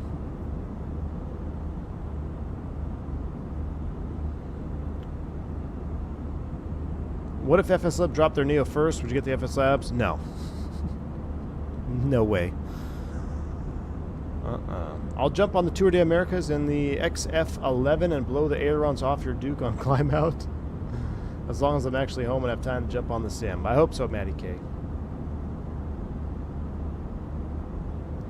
Beech 99 is sexy. I don't know why, but it's cooler looking. I think it's cooler. I think it's cooler looking than King Air, man. Especially when you throw the pods on them. You get like this juicy looking pod, King Air, but not. I mean, it's essentially a King Air with no pressurization. Plus, you can do passenger ops. Like, they were like, Republic Airways had them. I mean, how cool would it be to do legit commuter stuff with Beech 99? Need the Flight Effects Phenom and hopefully inspiring more biz jets. Yeah, I'm hoping Flight Effects drop something here soon. The center controller ahead isn't the best with English. Uh-oh. I'll go to 2024 when PMDG brings their stuff over and Chase Plane comes out for 24. I screwed myself up by trying Chase Plane for 2020 and now I can't deal with the default camera. Is it that good, Blackbird? Callie Simmer was telling us the same thing, dude. Callie Simmer was saying that Chase Plane is just the bee's knees. We got a default C90 in 24. It's got the Collins in it. Ah, you're right. I totally forgot about that one. Keep on the ground. It does, but the sounds are super mid, right? Yeah, I flew that on the release day of this sim, and I enjoyed it. We did a flight from Sedona down to Deer Valley, and it was actually pretty nice. But the sounds were very subpar, in my opinion. Wow, you guys are falling in love with Chase Plane camera system. Well, that gets me more excited for 24. Is there any word? Are they working on a 24 compatibility or not? Yeah, the sounds on that the C90 are messed up. Because I remember now, I like the way it flew. The model's decent. Is, Kip, do we know if the PC-12 pressurization works in career mode yet? Or is that the unknown bug? Somebody said it doesn't flash at you anymore, but it still triggers the warning in career mode. I've kind of hangered my career mode until I get the PC-12 and get above 17.5. Chase Plane is cool, but it's becoming increasingly hard to support Parallel 42 in their price model. What's the price model of Chase Plane? Is there some funky pricing situation with it? You can't just buy it and go? Still triggers the warning in SimUpdate 2 beta. Oh, jeez. PC-24 doesn't even work in SimUpdate 2 beta. Okay, well, thanks for the info. I will not be doing SimUpdate 2 beta anytime soon then. That might end the hopes of doing any career mode. Curitiba Center will probably change your approach. Be aware. Oh, should we... Okay, what should we do? Should we change approach? Should we disconnect and fly the approach we want? Here, I'll make a poll.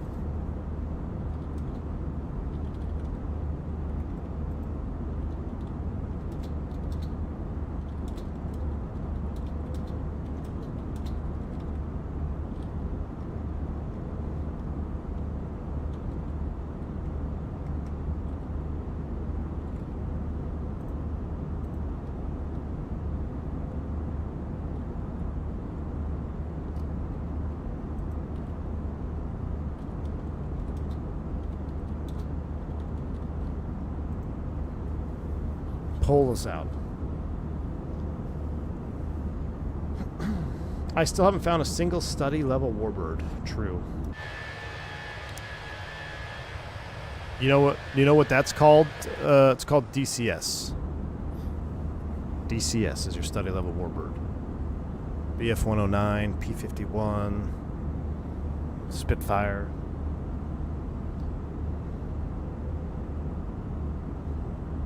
I abstain from the vote. Should ask the controller.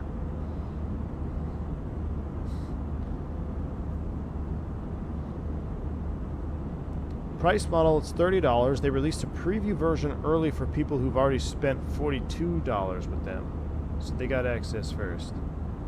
Not $30. I mean, $30 is a lot for a camera add-on, if you ask me. But if it's as good as y'all make it sound, it seems like it's worth it. Full flap versus V1 DCS when? Dude, I haven't launched DCS in probably a year. It's so sad. I miss it. I was so pumped for the Chinook, and then that got delayed. I flew the Phantom for a while. Got pretty proficient in the Phantom. And then I stopped, and then that was it. Now I couldn't even start it up, man.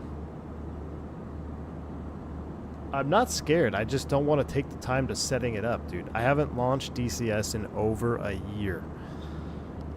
And DCS is a sim where, like, I mean, for you, you probably just jump in and go, because everything is kind of like the same stuff. Well, not the same stuff, but, like, you know all the military stuff. So, for me, I have to, like, relearn everything. Like, what is that again? Oh, what's an ANLPQR? Or what does that thing do?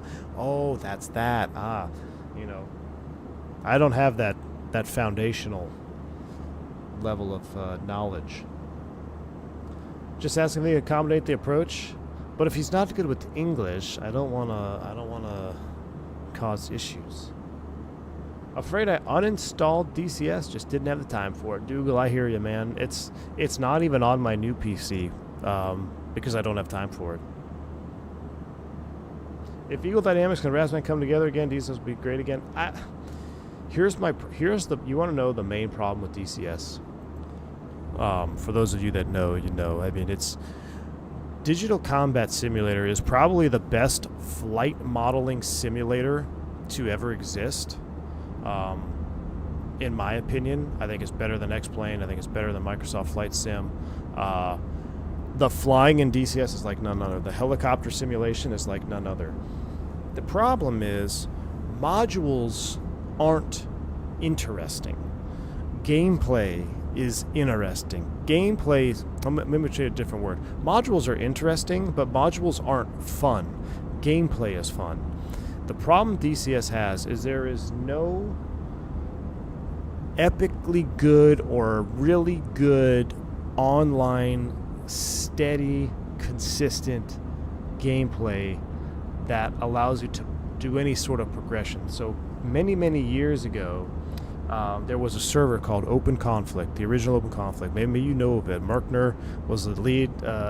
He was the owner of it. He had his own scripts. It had battle zones. It had it was the best. You could hop onto that server and you were just as vital in an L-39 as you were in an F-15 or an F-16. It was the way his script ran the server. There was different missions, different objectives. It was great. Now, the problem is when that server went away, every other server is the same. You get on, you fly somewhere, you try to attack a target, they try to defend you from hitting that target, and it ends.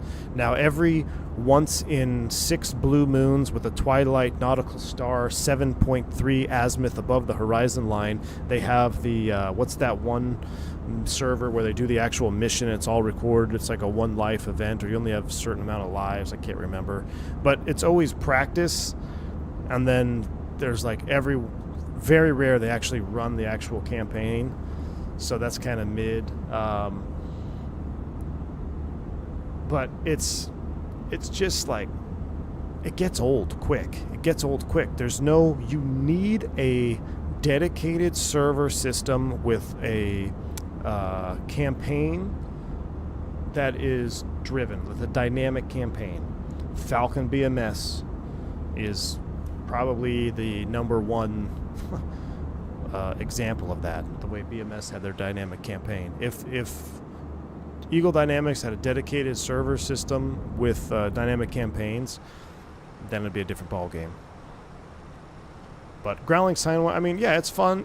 It's, don't get me wrong, it's fun to get on Growling Sidewinder and go try to, you know, take off with 3 bags, jettison them all after takeoff, try to shoot down as many spam rams as you can. I equate that to being a child of Magenta. You know, getting on Growling Sidewinder with no bags, no fuel tanks, just going full burn up to 30,000 feet, start launching spam rams, get shot down, rinse, repeat, becomes a startup simulator, and it's basically the same thing as just flying an airliner all the time. You miss out on so much. There used to be, in the open conflict server, there used to be, so you'd only have a certain amount of lives unless you got rescued by a medevac pilot. So you'd have medevac helos that would then go try to pick up down pilots, get them to FARPs, get them to FOBs. You could request close air support. There was part of the script where it was like, even if you were in a Huey, you know, in a Huey you have no RWR, you have none of that stuff in the model anyway in DCS.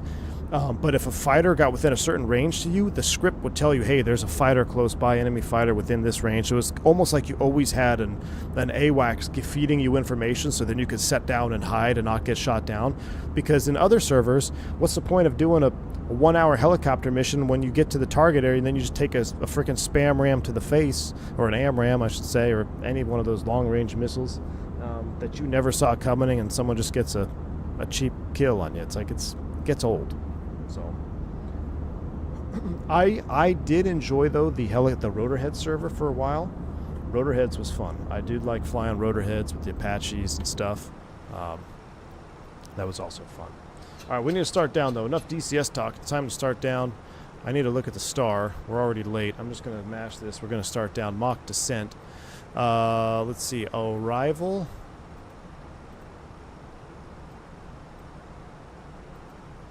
Sinab, Bravo. Bottom altitude is 5,500. 5,500 is set. Thrust idle descent. Down we go. Noise canceling is going to low. We're putting TCAS to below. We've already set up our box. 309 is set. No LS push buttons required. Let's run some landing data here as we start down. Arrival perf. Gross weight right now is 127.4. We're going to do dry, apply the METAR, landing weight 127.4. Enter that. We're going to go max manual, full reverse. 3,500 foot stopping distance. We need 4,000 feet with our additive. That looks good, so we can get down and get stopped. Landing distance is 4,300 feet for 20 left. Right-hand turn off at Foxtrot or Echo into apron 1 Alpha. That sounds good. We're on the RNAV a Yankee. So let's throw you up here. RNAV a Yankee, 20 left. From Gellet, we're probably going to have to go there and do a procedure turn, make up a procedure turn. The sun is up. We are starting down. We'll get terrain up on ND mode. No weather to look at.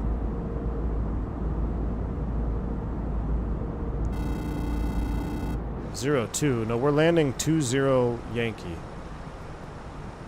Well, you mean my landing data was the wrong runway? 20 left. 20 left.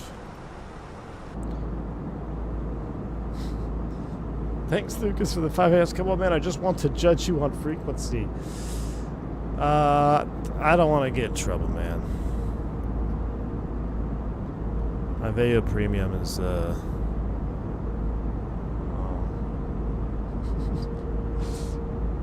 want to get in trouble. I only use DCS for the AH-64 familiarization. I'm in U.S. Army flight school, and I'll most likely track the AH-64. Pilot unknown. That's awesome, dude. That is very cool, man. Thank you for your service, and Apaches are freaking sweet, man. Good buddy of mine. He just went to Team Hat. Apache Squadron Commander. Love flying with him. Good dude.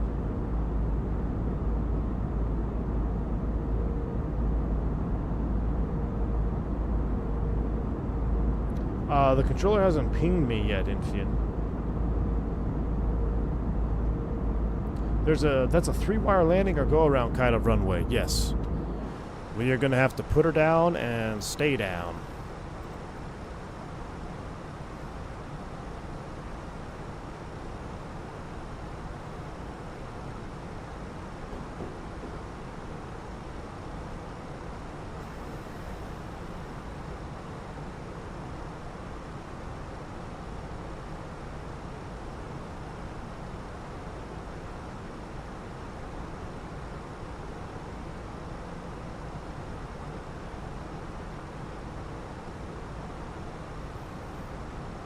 Alright. Prop desk volunteer contact. You look to be well in his airspace. I thought they said that you're only supposed to call when they call you.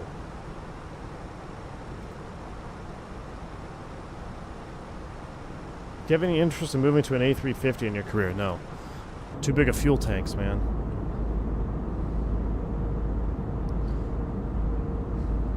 As a DCS dev, I can agree with you there, V1. With all that said, the big change will come when we release the C-130J for sure. I know a ton of U.S. military pilots who fly DCS.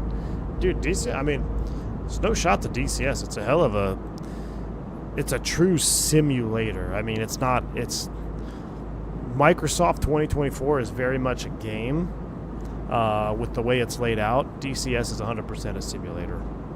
110% a simulator.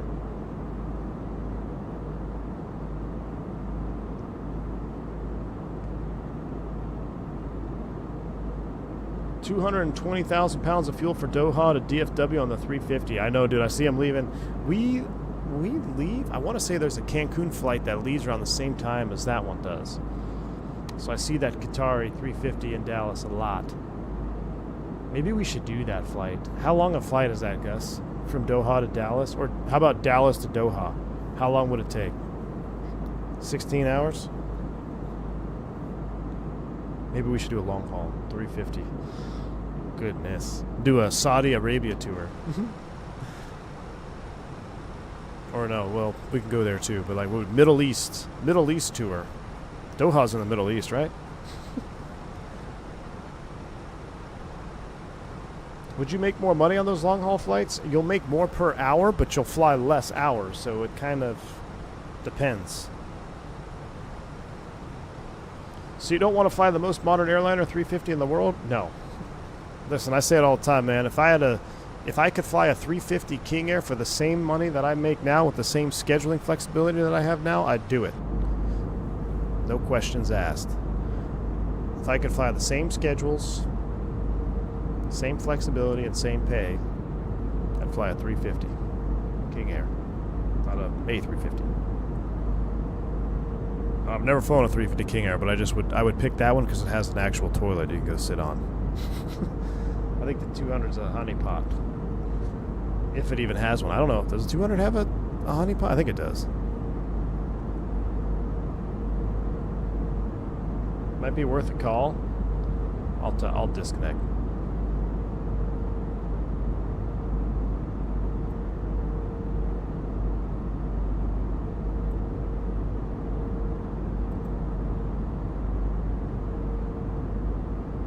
I just disconnected.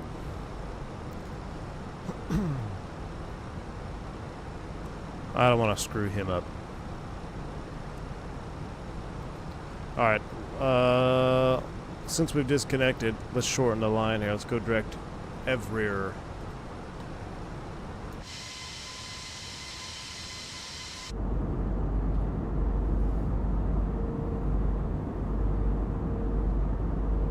King Air 350 is a boomer airplane.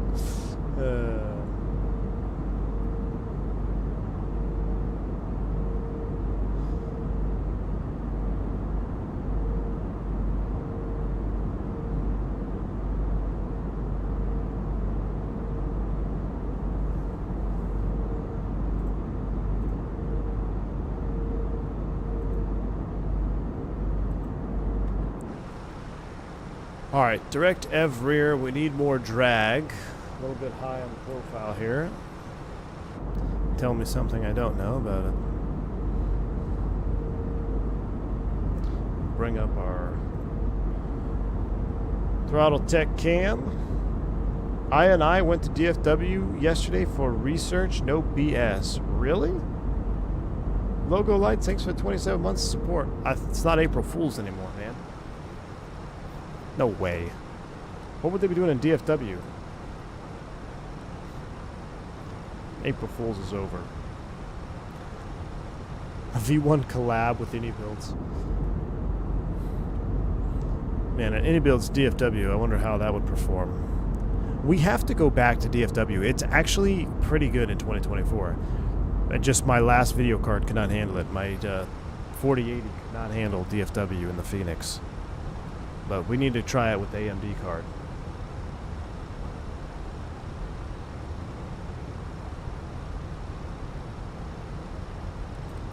Tell you what, since there's no spacing we have to worry about, let's just maintain 280. Imagine Sim released their early access DFW on the 27th. Gross.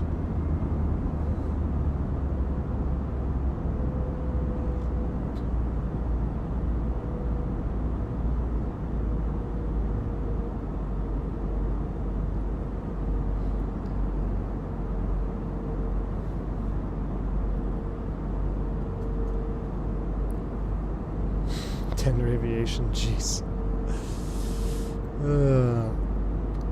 I want to know what's going on with the L1011. Are we there yet? Now, if Flight Beam went to DFW, that's a point, AJ.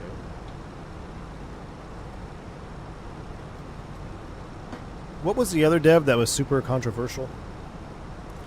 That did Fenix? BMW World?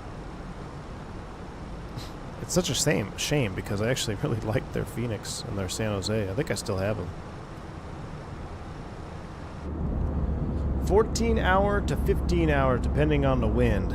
That's a long haul, dude. John, I'm trying, man. I'm trying. Maybe this Saturday. We're possibly this Saturday.